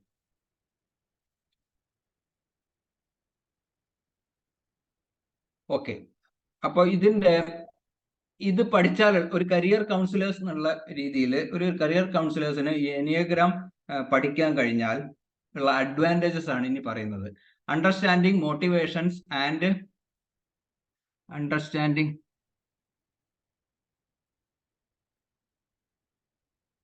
Every person is connected to. ഞാൻ പറഞ്ഞല്ലോ, എല്ലാം ഈ 9 നമ്മളിലുണ്ട്. 2 എന്നല്ല, എല്ലാവരും തന്നെ ഈ 9 പേഴ്സണാലിറ്റി ടൈപ്പും എന്തുണ്ട്, എല്ലാവരിലും ഉണ്ട്. നമ്മളിൽ 1 ഉണ്ട്, 2 ഉണ്ട്, 3 ഉണ്ട്. ഈ എല്ലാ പേഴ്സണാലിറ്റി ടൈപ്പും അതിന്റെ സവിശേഷതകളും നമ്മളിൽ ഉണ്ട്. പക്ഷെ അതെല്ലാം ആക്റ്റീവ് ആയിരിക്കില്ല, ചിലത് വളരെ ഇനാക്റ്റീവ് ആയിരിക്കും. ഇല്ല, ഇപ്പൊ ഒരു ഉദാഹരണം പറയാം. ഒരു ടീച്ചർ ക്ലാസ്സിൽ എത്തിക്കഴിഞ്ഞാൽ കുട്ടികളൊക്കെ ഭയങ്കര ബഹളമാണ് എന്ന് വിചാരിക്കുക. ഒരു ടീച്ചർ ക്ലാസ്സിൽ വന്ന് ക്ലാസ് എടുക്കുകയാണ്. അപ്പൊ ടീച്ചർ എന്താണ്, കുട്ടികൾ ഭയങ്കര ബഹളമാണ്. ടീച്ചർ എന്തെങ്കിലുമൊക്കെ പറഞ്ഞിട്ട് അങ്ങോട്ട് പോകും എന്ന് പറഞ്ഞാൽ നമുക്കത് ക്ലിയർ ആണ്. 8, ആ ടീച്ചറിൽ 8 എന്നുള്ള ക്വാളിറ്റി കുറവാണ്. ലീഡർ, അടങ്ങിയിരിക്കുക, അല്ലെങ്കിൽ ഒന്ന് ആധികാരികമായിട്ട് സംസാരിക്കാൻ ആ ടീച്ചർക്ക് പറ്റുന്നില്ല അല്ലെ. അതിന്റെ സ്ഥാനത്ത് ആ ടീച്ചറിൽ 2 ഹെൽപ്പർ, അതേപോലെ തന്നെ ലോയലിസ്റ്റ്, ഈ സ്കോറൊക്കെ കൂടുതലായിരിക്കും. ഹെൽപ്പറിനേക്കാൾ ഇത് ലോയലിസ്റ്റ്. ഒരുപക്ഷെ ആ ടീച്ചർ ടൈപ്പ് 6 ആയിരിക്കാം. ലോയലിസ്റ്റ്, അയ്യോ എങ്ങനെ ഞാൻ അവരോട് പറയാ. ഹെൽപ്പറും രണ്ടും വരാം. ഹെൽപ്പർ, ലോയലിസ്റ്റ്, ഈ 2 എണ്ണത്തിന്റെയും കോമ്പിനേഷൻ ആയിരിക്കാം കൂടുതലായിട്ട് കിടക്കുന്നത്. 8 വളരെ കുറവായിരിക്കും അല്ലെ. നമുക്കറിയാൻ പറ്റും.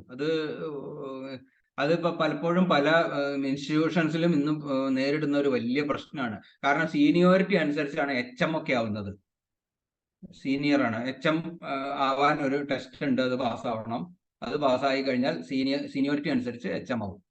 ഇങ്ങനെയാണ് പല സ്ഥലത്തും സംഭവിക്കുന്നത്. അപ്പൊ ഇത് ഈ പറഞ്ഞ പോലെ 6 ഒക്കെ ആണെന്നുണ്ടെങ്കിൽ ചില ടീച്ചർമാരുണ്ട് 6 ആണ്, നമുക്കത് കണ്ടറിയാൻ പറ്റും. അവര് ഒന്നും എന്താ കൃത്യമായിട്ട് പറയാനും പറ്റില്ല, അങ്ങനെ ഒരു കാര്യവും നടക്കൂല, അങ്ങനെയൊക്കെയുള്ള വിഷയങ്ങളുണ്ട്. അപ്പൊ അതെന്താ വെച്ചാൽ 8 അവിടെ ഇല്ലാത്തതല്ല, 8 അവിടെ ഉണ്ട്, പക്ഷെ അത് വേണ്ടത്ര ആക്റ്റീവ് അല്ല.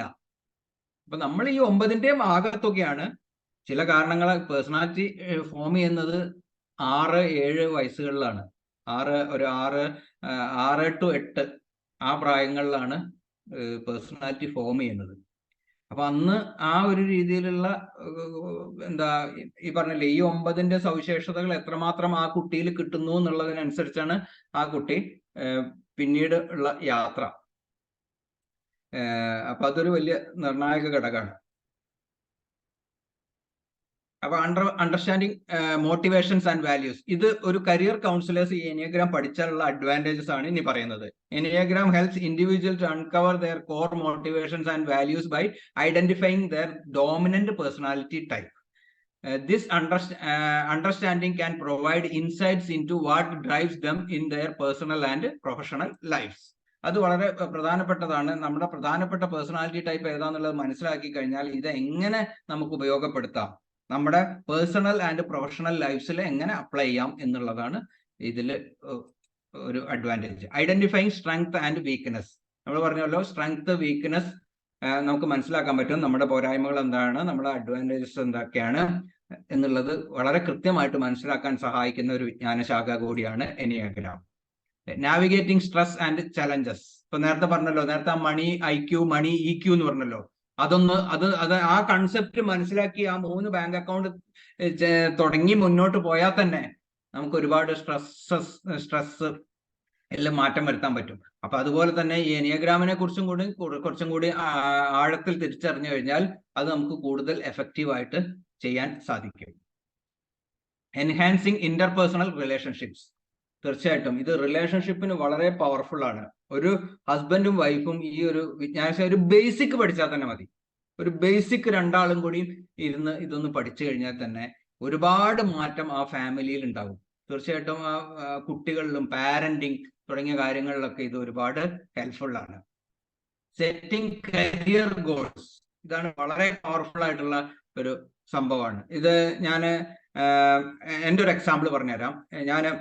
എൻ്റെ മകൻ ഇപ്പോൾ ജസ്റ്റ് 18 വയസ്സായിട്ടേ ഉള്ളൂ അല്ലെ. +2 കഴിഞ്ഞപ്പോൾ ഞാൻ മകനോട് പറഞ്ഞു, +1 പഠിക്കുമ്പോൾ തന്നെ ഞാൻ പറഞ്ഞു, കരിയർ വളരെ ഇമ്പോർട്ടൻ്റ് ആണ്. നമ്മൾ എന്താവണം, ഏതൊക്കെ രീതിയിൽ മുന്നോട്ട് പോകണം, അതിനെക്കുറിച്ച് കാര്യമായിട്ട് ആലോചിക്കേണ്ട സമയമാണിപ്പോൾ. +1 പരീക്ഷ കഴിഞ്ഞ ഉടനെ ഞാൻ പറഞ്ഞതാണ്. അപ്പൊ അതിനെന്താണ് വേണ്ടത്, ഏത് ഫീൽഡാണ്, എങ്ങനെ വേണം, ഏത് വേണം എന്നുള്ളത് ഈ ഒരു കൊല്ലം കൊണ്ട് തീരുമാനത്തിലെത്തണം. +2 പരീക്ഷ കഴിയുമ്പോഴേക്കും തന്നെ കൃത്യമായ ഒരു ഐഡിയ നമ്മൾ ഉണ്ടാക്കി വെക്കണം എന്ന് പറഞ്ഞു. ഞാനും സഹായിക്കാം, എന്തൊക്കെ സപ്പോർട്ട് വേണം എന്നുള്ളത് സഹായിക്കാം എന്ന് ഞാൻ പറഞ്ഞു. അപ്പൊ എന്തായാലും കമ്പ്യൂട്ടർ സയൻസ് ആണ് എടുത്തിട്ടുള്ളത്. +2 +1ഉം +2ഉം കമ്പ്യൂട്ടർ സയൻസ് ആയിരുന്നു എടുത്തിട്ടുള്ളത്. അപ്പൊ അങ്ങനെ ഞങ്ങൾ ഒരു തീരുമാനത്തിലെത്തി BCAക്ക് പോവാം എന്ന് തീരുമാനിച്ചു, ബാച്ചിലർ ഇൻ കമ്പ്യൂട്ടർ ആപ്ലിക്കേഷൻ. അപ്പൊ ഞാൻ പറഞ്ഞു വെറുതെ ഒരു ഡിഗ്രി കൊണ്ടൊന്നും ഇനിയുള്ള കാലത്ത് ഒരു കാര്യമില്ല. നമുക്കൊരു കാര്യം ചെയ്യാം, ഇന്ന് ഓൺലൈൻ കോഴ്സുകളൊക്കെ ധാരാളം ഉണ്ടല്ലോ, നമുക്ക് ഓൺലൈനിലൂടെ BCA ചെയ്യ്, കൂട്ടത്തിൽ എന്തെങ്കിലും ജോലി കിട്ടുമോ നോക്കാം എന്നും പറഞ്ഞ് ഞങ്ങളൊരു വെറുതെ പരീക്ഷണമൊന്നുമല്ല, കാര്യമായിട്ട് അതിനുള്ള പ്ലാൻ എല്ലാം തുടങ്ങി. അങ്ങനെ +2 പരീക്ഷ കഴിഞ്ഞ ഉടനെ നെക്സ്റ്റ് വീക്കിൽ തന്നെ ഒരു കമ്പ്യൂട്ടർ ഇൻസ്റ്റിറ്റ്യൂട്ടിൽ ജോയിൻ ചെയ്തു. ആ കമ്പ്യൂട്ടർ ഇൻസ്റ്റിറ്റ്യൂട്ടിൽ വെബ് ഡെവലപ്പറായിട്ട് വെബ് ഡിസൈനിങ്ങിന്റെ കോഴ്സ്, വെബ് ഡിസൈനിങ്ങിന്റെ ബേസിക് ആയിട്ടുള്ള കോഴ്സ് ഉണ്ട്. HTML, ജാവാസ്ക്രിപ്റ്റ്, അതേപോലെ തന്നെ ഞാൻ എൻ്റെ വെബ്സൈറ്റും ഇതെല്ലാം ചെയ്ത് വേർഡ് പ്രസ്സിലാണ്. അപ്പൊ എനിക്ക് അറിയുന്ന വേർഡ് പ്രസ് ഒക്കെ ഞാൻ പറഞ്ഞു കൊടുത്തു. അപ്പൊ HTML, CSS, JavaScript, word press, ഇത് 4ഉം പഠിച്ചു ഒരു 4 മാസം കൊണ്ട്.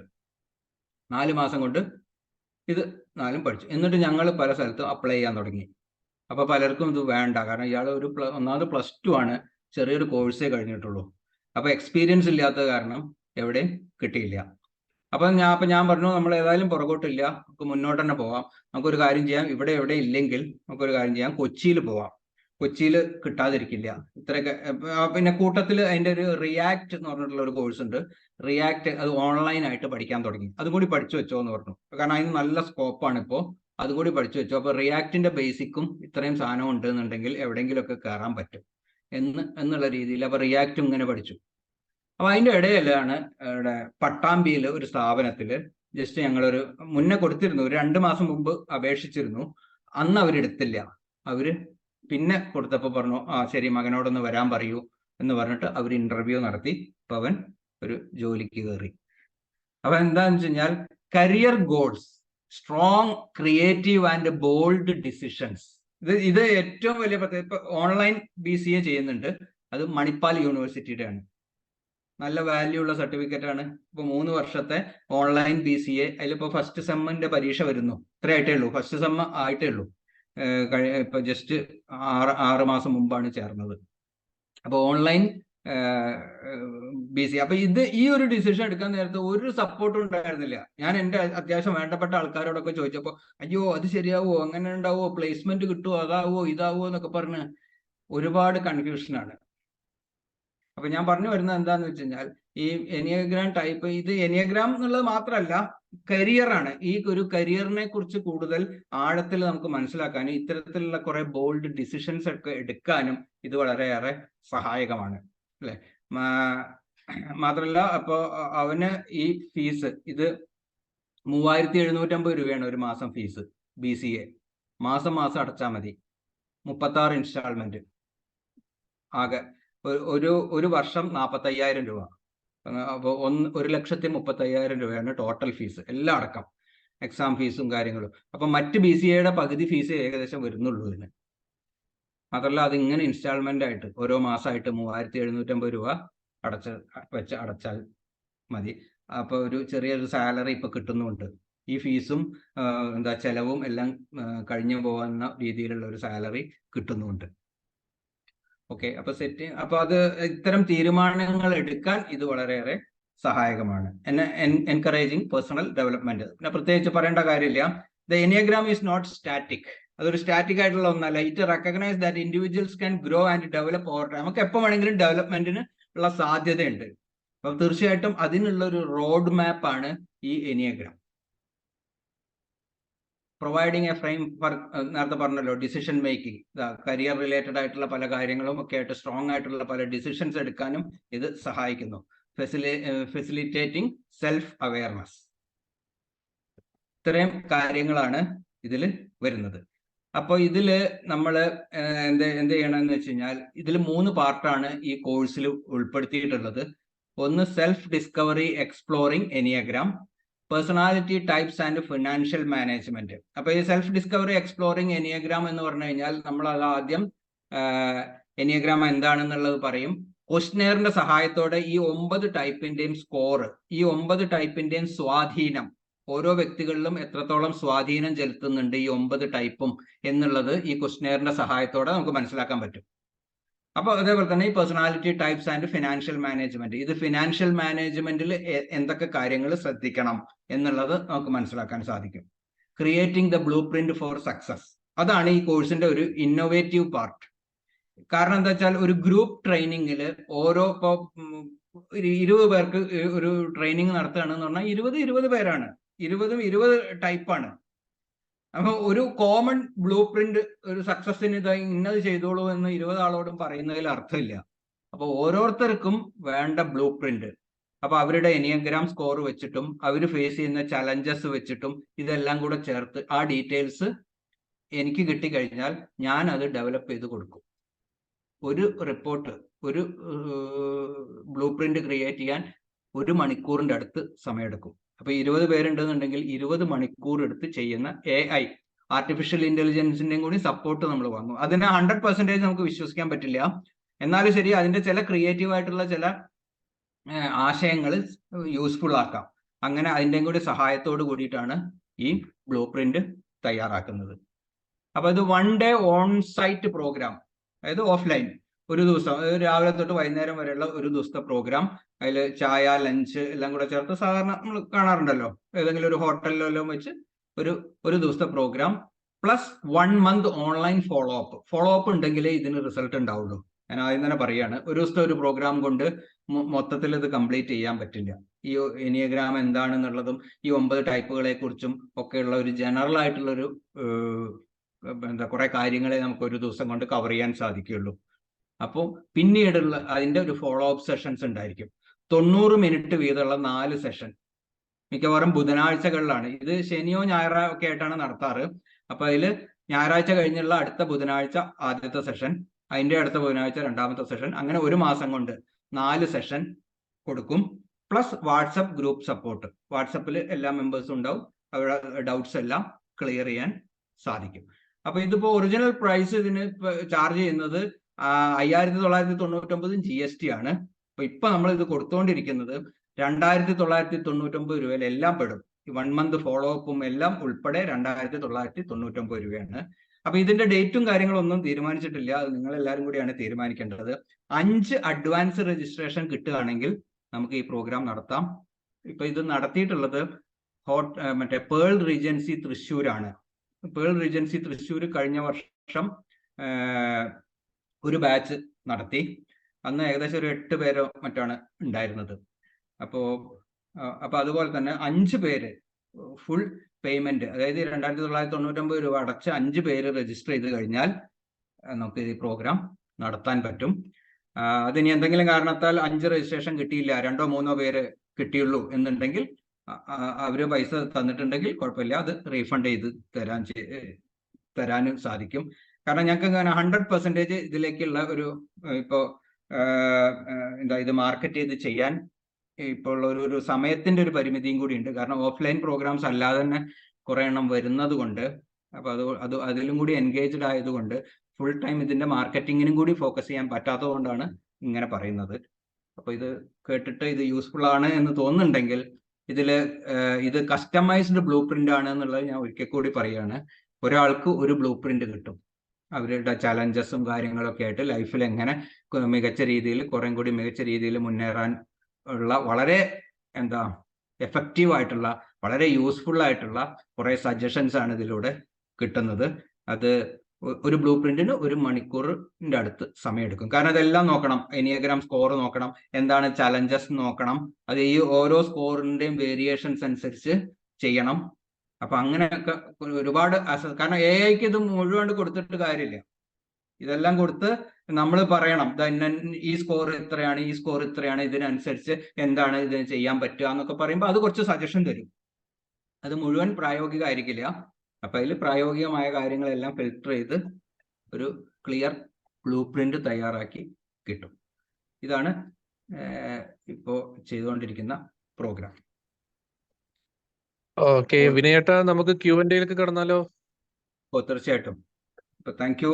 അപ്പൊ ഇതില് ആർക്കെങ്കിലും താല്പര്യം ഉണ്ടെങ്കിൽ, ഈ ഒരു പ്രോഗ്രാമിൽ പങ്കെടുക്കാനൊക്കെ താല്പര്യം ഉണ്ടെന്നുണ്ടെങ്കിൽ ഈ 2 മെസ്സേജിൽ നമ്പർ ഉണ്ട്. എനിക്കോ അല്ലെങ്കിൽ നജ്മുദ്ദീനോ ഒരു മെസ്സേജ് അയക്കുക. ജസ്റ്റ് ഇൻട്രസ്റ്റഡ് ഉള്ളൊരു മെസ്സേജ് അയച്ചാൽ മതി. അപ്പൊ കൂടുതൽ പേരുണ്ടെങ്കിൽ, അങ്ങനെ ഇൻട്രസ്റ്റഡ് ആ മെസ്സേജ് കൂടുതൽ പേരുണ്ടെന്നുണ്ടെങ്കിൽ ഞങ്ങൾ കോണ്ടാക്ട് ചെയ്യും. അപ്പോൾ അതിന്റെ പേയ്മെന്റും കാര്യങ്ങളും ആയിക്കഴിഞ്ഞു 5 പേര് കൺഫർമേഷൻ കിട്ടിക്കഴിഞ്ഞാൽ നമുക്ക് ആ പ്രോഗ്രാം നടത്താവുന്നതാണ്. Okay, thank you. Very you good. And thank you വിനയേട്ട. നമുക്ക് മെമ്പേഴ്സ് നമുക്ക് ഒരു 10 മിനിറ്റ് സമയം എടുക്കാം. നമുക്ക് ഓൾറെഡി നമ്മൾ വിചാരിച്ച സമയം കുറച്ച് കൂടുതൽ എടുത്തു, പക്ഷെ വളരെ എൻഗേജിങ് ആയതുകൊണ്ട് നമുക്ക് അതൊരു വലിയ വിഷയമായി തോന്നിയില്ല. ഇനിവേ നിങ്ങളുടെ സൈഡിൽ നിന്ന് സംശയങ്ങൾ ഉണ്ടെങ്കിൽ അടുത്തൊരു 10 മിനിറ്റ് കൊണ്ട് നമുക്ക് അത് തീർക്കാം. പ്ലീസ്.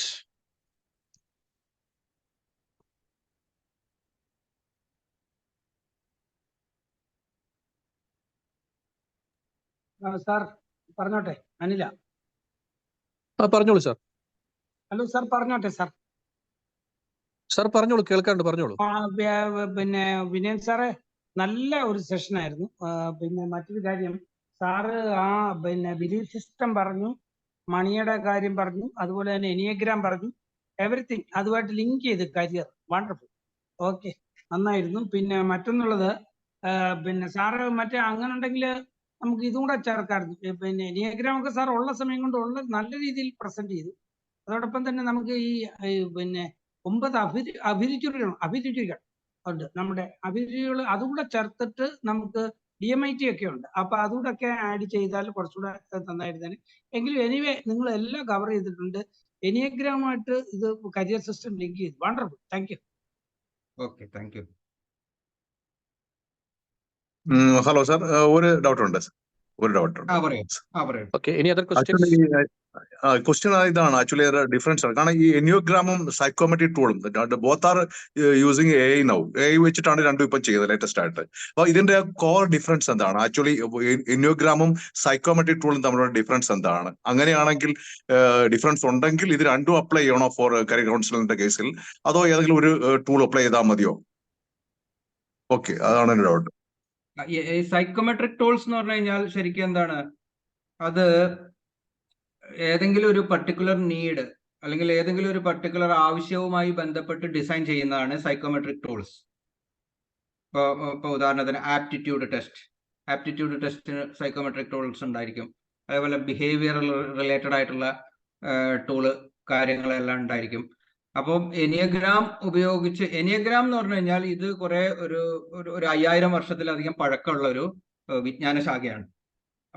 ഈ എനിയഗ്രാം ഇങ്ങനെ വന്നു. അപ്പൊ റീസെന്റ് പല സയന്റിസ്റ്റും അല്ലെങ്കിൽ ഈ സൈക്കോളജിയുമായി ബന്ധപ്പെട്ട പല ആളുകളും ഇതിന്റെ ബേസ് ചെയ്തിട്ട് പല ടൂൾസും ഡെവലപ്പ് ചെയ്യാൻ തുടങ്ങി. അപ്പം തീർച്ചയായിട്ടും എനിയഗ്രാം റിലേറ്റഡ് ആയിട്ടുള്ള സൈക്കോമെട്രിക് ടൂൾസും അവൈലബിൾ ആണ്. സാർ, ഇത് തന്നെയല്ലേ സാറിന് ന്യൂറോ ലിംഗ്വിസ്റ്റിക് പ്രോഗ്രാമർ NLP എന്ന് പറയുന്നതിന്റെ ഒരു വകഭേദമാണോ ഈ എനിയോഗ്രാം? കാരണം NLP ഉണ്ടല്ലോ. അല്ല, വ്യത്യാസമുണ്ട്.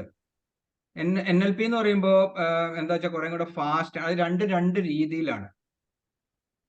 എനിയോഗ്രാം എന്ന് പറയുമ്പോൾ പേഴ്സണാലിറ്റി ടൈപ്പുകളാണ്. ഓരോ മനുഷ്യന്റെ ഈ 9 ടൈപ്പും വെച്ച് ഓരോ മനുഷ്യരുടെയും സവിശേഷതകൾ മനസ്സിലാക്കാൻ പറ്റും. അവർക്ക് എവിടെയാണ് കൂടുതൽ സക്സസ്ഫുൾ ആവാൻ സാധിക്കുക, ഏതൊക്കെ രീതിയിൽ മുന്നോട്ട് പോകണം തുടങ്ങിയ ഒരു ഗൈഡായിട്ട് എനിയോഗ്രാമിനെ കാണാം. മറ്റേ NLP എന്ന് പറയുമ്പോൾ ന്യൂറോ ലിംഗ്വിസ്റ്റിക് പ്രോഗ്രാമിംഗ് എന്നാണ്. അതായത് നമ്മുടെ നെർവ് സിസ്റ്റത്തിനെ ലാംഗ്വേജ് ഉപയോഗിച്ച് പ്രോഗ്രാം ചെയ്യുകയാണ്. ഉദാഹരണത്തിന് കണ്ണടച്ചു വിഷ്വലൈസ് ചെയ്യാനൊക്കെ പറയുമ്പോൾ നമ്മുടെ നെർവ് സിസ്റ്റത്തിൽ ഒരുപാട് മാറ്റം വരുന്നുണ്ട്. അപ്പൊ അത് ജോൺ ഗ്രിൻഡർ, റിച്ചാർഡ് ബാൻഡ്ലർ എന്നുള്ള 2 വ്യക്തികൾ ചേർന്ന് സക്സസ്ഫുൾ ആയിട്ടുള്ള കുറെ ആളുകളുടെ സവിശേഷതകൾ പഠിച്ചു. എന്നിട്ട് അവർ കണ്ടെത്തിയ ഒന്നാണ്, ഒരാൾ സക്സസ്ഫുൾ ആയിട്ടുണ്ട് എന്നുണ്ടെങ്കിൽ അതേ സാഹചര്യത്തിലൂടെ വേറൊരാൾ പോയി കഴിഞ്ഞാൽ അയാൾക്കും അതേപോലെ സക്സസ്ഫുൾ ആവാം എന്ന് കണ്ടെത്തി ഡെവലപ്പ് ചെയ്തിട്ടുള്ള ഒരു ഒന്നാണ് NLP. പക്ഷെ കുറെ കൂടി ഈ തെറാപ്പി അത്തരം കാര്യങ്ങൾക്കാണ് കൂടുതൽ ഉപയോഗിച്ച് കണ്ടിട്ടുള്ളത്. അപ്പൊ രണ്ടും രണ്ടാണ്. സാമ്യമുണ്ട്, ഇതെല്ലാം ഇന്റർ കണക്റ്റഡ് ആണ്. കാരണം ഈ പേഴ്സണാലിറ്റി ടൈപ്പും അപ്പൊ NLPയുടെ നോളജ് ഇതിലേക്ക് ക്ലബ് ചെയ്യുന്നതും എനിയോഗ്രാമിന്റെ നോളജ് NLPയിലേക്ക് ക്ലബ് ചെയ്യുന്നതും കൊണ്ടൊക്കെ ഒരുപാട് അഡ്വാൻറ്റേജസ് ഉണ്ട്. കാരണം വേറൊരു തലത്തിലേക്ക് കുറെ കൂടി ക്രിയേറ്റീവായിട്ട് ചിന്തിക്കാനും പലതിനുള്ള ആൻസർ കണ്ടെത്താനും ഒക്കെ സാധിക്കും. അപ്പൊ ഇത് രണ്ടാണ്. പിന്നെ എല്ലാം മനുഷ്യരുടെ സവിശേഷതകൾ തന്നെയാണല്ലോ. ഇപ്പം NLPയിൽ യൂസ് ചെയ്യുന്നതും മനുഷ്യരിലാണല്ലോ. എനിയോഗ്രാമും പേഴ്സണാലിറ്റി ടൈപ്പും ആണല്ലോ. അപ്പൊ കുറെ ബന്ധങ്ങൾ അങ്ങോട്ടും ഇങ്ങോട്ടും ഉണ്ട്. എന്നിരുന്നാലും ശരി, ഇത് രണ്ടും രണ്ട് തന്നെയാണ്. Okay, thank U. സാർ, അതുപോലെ തന്നെ ഈ എനിയോഗ്രാമേ TL യൂസ് ചെയ്യുമല്ലോ ട്രാൻസാക്ഷണൽ അനാലിസിസിലും വരാം. ഇതെല്ലാം കണക്ഷൻ ഉണ്ടാവാം. അപ്പൊ അതില് ചില എന്താ ബിഹേവിയേഴ്സ് എന്നൊക്കെ പറയുന്നുണ്ടല്ലോ. ഇപ്പോ എന്താ ഹറിയപ്പ്, അതിലുള്ള ഒരു ടിഎയിലുള്ള ഒരു ടേമാണ് ഹറിയപ്പ്. എല്ലാത്തിനും ഭയങ്കര ധൃതി കൂട്ടിയിട്ടുള്ള ഒരു പ്രത്യേക ബിഹേവിയറൽ പാറ്റേൺ ആണ്. അപ്പൊ അത് ഇതിൽ നോക്കുമ്പോൾ ചില പേഴ്സണാലിറ്റി ടൈപ്പിലും ആ സവിശേഷതകൾ കാണാൻ പറ്റും. ടി എ വ്യത്യാസമുണ്ട്. MBTI ഉണ്ടല്ലോ, MBTI, TA, ഇതൊക്കെ ബന്ധപ്പെട്ട് കിടക്കുന്നുണ്ട്. പക്ഷെ ഇതിന്റെയൊക്കെ എന്താ ഇത് എക്സ്പ്രസ് ചെയ്യുന്നതും ഇത് കണ്ടെത്തിയ രീതികൾ വ്യത്യാസമുണ്ട്. ടിഎയിലുള്ള കൺസെപ്റ്റ് വേറെ രീതിയിലാണ് ഇത് ചെയ്തിട്ടുള്ളത്. ഏറെക്കുറെ ഇതൊക്കെ തന്നെയാണ്, എന്നിരുന്നാലും ശരി അത് വേറെ രീതിയിലാണ്. പക്ഷെ ഇതിന്റെ അത്ര തന്നെ ഒരു ഡീപ്പായിട്ടുള്ള ഒരു റിസർച്ചും കാര്യങ്ങളൊന്നും ടിഎക്ക് നടത്താൻ കഴിഞ്ഞിട്ടില്ല എന്നുള്ളതാണ് ടിഎയുടെ ഒരു ഡ്രോബാക്ക്. അതിനൊരു ഒരു പ്രത്യേക ഒരു സ്ട്രക്ചറിലേക്കൊന്നും കൊണ്ടുവരാൻ കഴിഞ്ഞിട്ടില്ല എന്നുള്ളതാണ് ടിഎയുടെയും ഒരു പരിധി വരെ എനിയോഗ്രാമിന്റെയും ഒരു ഡ്രോബാക്ക്. അതാണ് ഇത്. എവിടുന്ന ഇതിന്റെ ഒറിജിൻ എന്ന് പറഞ്ഞു കഴിഞ്ഞാൽ ടിഎക്ക് പിന്നെ ആൻസർ ഉണ്ട്. എന്താ ഫ്രോയിഡ് അല്ലേ? അല്ല, ആരാണ് അത് ഡെവലപ്പ് ചെയ്ത ആള്? ഞാൻ മറന്നുപോയി. ഓക്കെ, എന്ന് പറയുന്ന പോലെ എനിയോഗ്രാം എവിടുന്ന് വന്നു എന്നുള്ളതിന് ഇപ്പോഴും ഒരു ചോദ്യചിഹ്നമാണ്. Doctor Ben. ഓസ്കാർ ഇക്കാസോ എന്ന് പറഞ്ഞ വ്യക്തി അമേരിക്കയിൽ അരീക്ക അക്കാദമി എന്ന് പറഞ്ഞുള്ളൊരു സ്ഥാപനം സ്ഥാപിച്ചു. അതിനുശേഷമാണ് ഇത് പോപ്പുലർ ആയത്. അതുവരെ ഇത് ആരും അറിയാതെ വളരെ രഹസ്യമായിട്ട് ഉപയോഗിച്ചിരുന്ന ഒരു വിജ്ഞാന ശാഖയാണ് എനിയോഗ്രാം. പക്ഷെ ഇത് വളരെ പഴക്കമുള്ളതാണ്. ടിഎ, അതേപോലെ തന്നെ MBTI, ഇതിനൊക്കെ എത്രയോ വർഷങ്ങൾക്ക് മുമ്പ് വന്ന ഒന്നാണ് എനിയോഗ്രാം. അപ്പൊ ഇതിൽ ഇതാണ് ശരി, അത് തെറ്റ്, അങ്ങനെയൊന്നും പറയേണ്ടതില്ല. എല്ലാം യൂസ്ഫുൾ ആണ്. എനിക്ക് കൂടുതൽ റിസൾട്ട് തന്നത് എനിയോഗ്രാം ആണ്. 2018 ഞാനിത് പഠിച്ചത്. 2018 ശേഷം എൻ്റെ കരിയറിൽ ഒരു വലിയൊരു മാറ്റം സംഭവിച്ചു. കാരണം ഞാൻ ആരാണ്, എവിടെയാണ് ഞാൻ പുറകിൽ നിൽക്കുന്നത്, എന്തൊക്കെ ഇനി ഞാൻ ചെയ്യണം എന്നുള്ളതിനെ കുറിച്ച് എനിക്ക് വ്യക്തമായ ഒരു ചിത്രം കിട്ടി. അപ്പൊ നമുക്കിതൊരു ഡയറക്ഷൻ കിട്ടാൻ വളരെ എളുപ്പമുള്ളതാണ് ഈ ഒരു അറിവ്. അതിനു മുന്നേ ടിഎയും ഞാൻ ചെയ്തിരുന്നു, MBTIയും ചെയ്തിരുന്നു. പക്ഷെ ഇത്ര ഒരു ക്ലാരിറ്റി കിട്ടിയില്ല. ഇതിൽ നിന്നൊക്കെ എനിയോഗ്രാമിന്റെ ഒരു വ്യത്യാസം പറയുന്നത് എന്താ വെച്ചാൽ അതിൽ ഇന്റഗ്രേഷൻ ഉണ്ട്. ഇപ്പൊ നിങ്ങളൊരു പേഴ്സണാലിറ്റി ടൈപ്പ് ആണെന്നുണ്ടെങ്കിൽ ഇപ്പൊ ടൈപ്പ് 1ന്റെ ഇന്റഗ്രേഷൻ ടൈപ്പ് 7ലേക്കാണ്. ടൈപ്പ് 1 എന്ന് പറഞ്ഞാൽ പെർഫെക്ഷനിസ്റ്റ് ആണ്.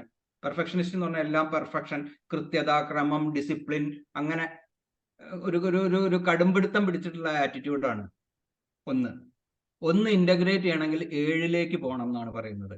7 എന്ന് പറഞ്ഞു കഴിഞ്ഞാൽ എന്താണ്? എൻത്യൂസിയാസ്റ്റ്, അടിച്ചു പൊളിക്കുക, ജീവിതം അങ്ങോട്ട് ആഘോഷിക്കുക. അപ്പൊ 1-ന് ആ ഒരു മെന്റാലിറ്റി ജീവിതത്തിൽ പകർത്താൻ കഴിഞ്ഞാൽ അദ്ദേഹത്തിന്റെ ഇന്റഗ്രേഷൻ സ്റ്റാർട്ട് ചെയ്യുന്നു. 7ന്റെ ഇന്റഗ്രേഷൻ 5ലേക്കാണ്. 7 എന്ന് പറഞ്ഞു കഴിഞ്ഞാൽ ഇങ്ങനെ ഒന്നിലും ഉറച്ചു നിൽക്കില്ല, ജീവിതം ഇങ്ങനെ ആഘോഷിക്കാനുള്ളതാണ് എന്നുള്ള രീതിയിൽ ഒരു സ്ഥലത്ത് ഉറച്ചു നിന്ന് ചെയ്യാൻ വലിയ വിഷമാണ്. ഒരു ജോലി കിട്ടിക്കഴിഞ്ഞാൽ ഒരു 2-3 മാസം കഴിഞ്ഞാൽ അത് റിസൈൻ ചെയ്ത് പോവുക, അതൊക്കെയാണ് 7ന്റെ പ്രത്യേകത. ഒന്നിലും അങ്ങ് ഉറച്ചു നിൽക്കില്ല. അപ്പൊ 5 എന്താണ്? 5 ഇൻവെസ്റ്റിഗേറ്റർ ആണ്. ആഴത്തിൽ പഠിക്കാനും വ്യക്തമായിട്ട് കാര്യങ്ങളൊക്കെ മനസ്സിലാക്കാനും. അപ്പൊ 7-ന് ആ ഒരു ഇത് കൊണ്ടുവരാൻ കഴിഞ്ഞാൽ അത് ഇന്റഗ്രേറ്റ് ആവുന്നു, ഇന്റഗ്രേഷൻ സ്റ്റാർട്ട് ചെയ്യുന്നു എന്നുള്ള ആ ഒരു പാത്ത് ഈ എനിയോഗ്രാമിനുണ്ട്. അത് MBTIക്കോ TAക്കോ ഒന്നും പ്രത്യേകിച്ച്. അതുപോലെ നമുക്ക് എന്താ ഒരു കോമൺ സെൻസ് വെച്ച് മനസ്സിലാക്കി എടുക്കാം. ഇപ്പൊ ടി ആയാലും അതൊക്കെ ആയാലും ശരി, ഇന്നത് കുറവ്, ഇന്നത് കൂടുതൽ എന്നൊക്കെ മനസ്സിലാവുമ്പോൾ ഏകദേശം മനസ്സിലാക്കി എടുക്കാം. പക്ഷെ ഇത്രയും കൃത്യമായിട്ടുള്ള ഒരു ഇന്റഗ്രേഷൻ പാർട്ട് അതിലില്ല. അതാണ് എനിയോഗ്രാമിന്റെ ഒരു മാറ്റമായിട്ട് എനിക്ക് തോന്നിയത്. ഇതില് നമ്മുടെ ഞാനിപ്പോ ഈ ഓഡിയോ കേട്ടുകൊണ്ടിരിക്കുന്ന എല്ലാവരോടും ഞാൻ പറയാണ്, നമ്മുടെ ഗ്രൂപ്പില് ഞാനിപ്പോ ഒരു പോസ്റ്റ് ഇട്ടിട്ടുണ്ട്. അതില് വിനയേട്ടൻ എഴുതിയ ജീവിതം 9 വീഥികളിലൂടെ എന്ന് പറഞ്ഞൊരു ബുക്കിനെ കുറിച്ചുള്ള യൂട്യൂബ് വീഡിയോ ആയിട്ടുണ്ട്, നല്ലൊരു റിവ്യൂ ആയിട്ടുണ്ട്. ഒന്ന് വായിച്ചു നോക്കുക, പറ്റുമെങ്കിൽ ആ ബുക്ക് ഒന്ന് വാങ്ങിച്ച് ഫുള്ളായിട്ട് വായിച്ചു നോക്കുക. അതില് പറയുന്നുണ്ട് ഈ എനിയോഗ്രാമിന്റെ കുറെ കാര്യങ്ങൾ, കുറെ ദളങ്ങളും ചെറുകുകളൊക്കെ വരുന്ന സമയത്താണ് അതിന് ഈ ഇന്റഗ്രേഷൻ കൂടുതലായിട്ട് നമുക്ക് മനസ്സിലാക്കാൻ പറ്റും. കുറച്ച് നല്ലൊരു കോൺസെപ്റ്റ് ആണ്. ഇനി നമ്മുടെ സമയം 9 മണിയായി. നമ്മൾ 8:30 വിചാരിച്ചത്, പക്ഷെ 9 മണിയായി. വളരെ വാലിഡ് ആയിട്ടുള്ള ഒരുപാട് ഇൻഫർമേഷൻസ് നമുക്ക് ഇതൊന്ന് കിട്ടുകയുണ്ടായി. അപ്പോ ഇനിയും ഒരുപാട് ചോദ്യങ്ങളും സംശയങ്ങളും ഒക്കെ ആയിട്ട് നീണ്ടുപോകാൻ സാധ്യതയുണ്ട്. അപ്പോ എന്തായാലും നമുക്ക് ഇനിയൊരു അവസരത്തിൽ നമുക്ക് കൂടുതൽ ചോദ്യങ്ങളിലേക്ക് നമുക്ക് വരാമെന്ന് വിചാരിക്കുന്നു.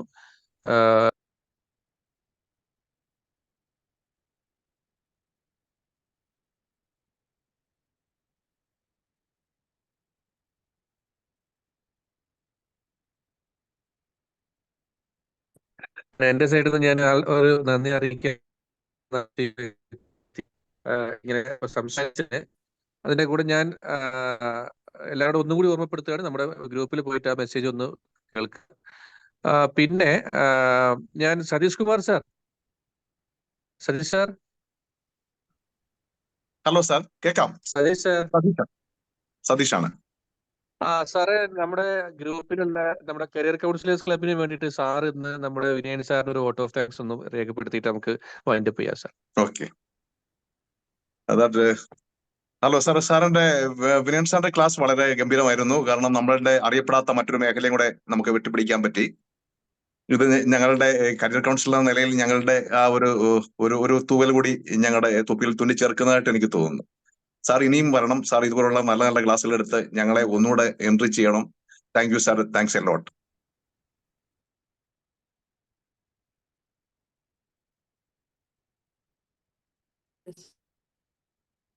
Okay, thank you all. Najumudheen, വേറെ എന്തെങ്കിലും വൈൻഡപ്പ് ചെയ്തൂടെ? അല്ല, വിനയൻ സാർ എവിടെയാ? സ്ഥലം എവിടെയാ സാറേ? എന്റെ പ്രോപ്പർ സ്ഥലം കോട്ടക്കലാണ്, മലപ്പുറം ജില്ല. നജുമുദ്ദീൻ പറഞ്ഞല്ലോ, തിരൂരിന്റെയും കോട്ടക്കലിന്റെ ഇടയിലാണ്. ഞാനിപ്പോ സെറ്റിൽ ചെയ്തിട്ടുള്ളത് ഷൊർണൂരാണ്. അവിടെയാണ് എന്റെ സ്ഥാപനം, എക്സലൻസ് ഹബ്ബ്.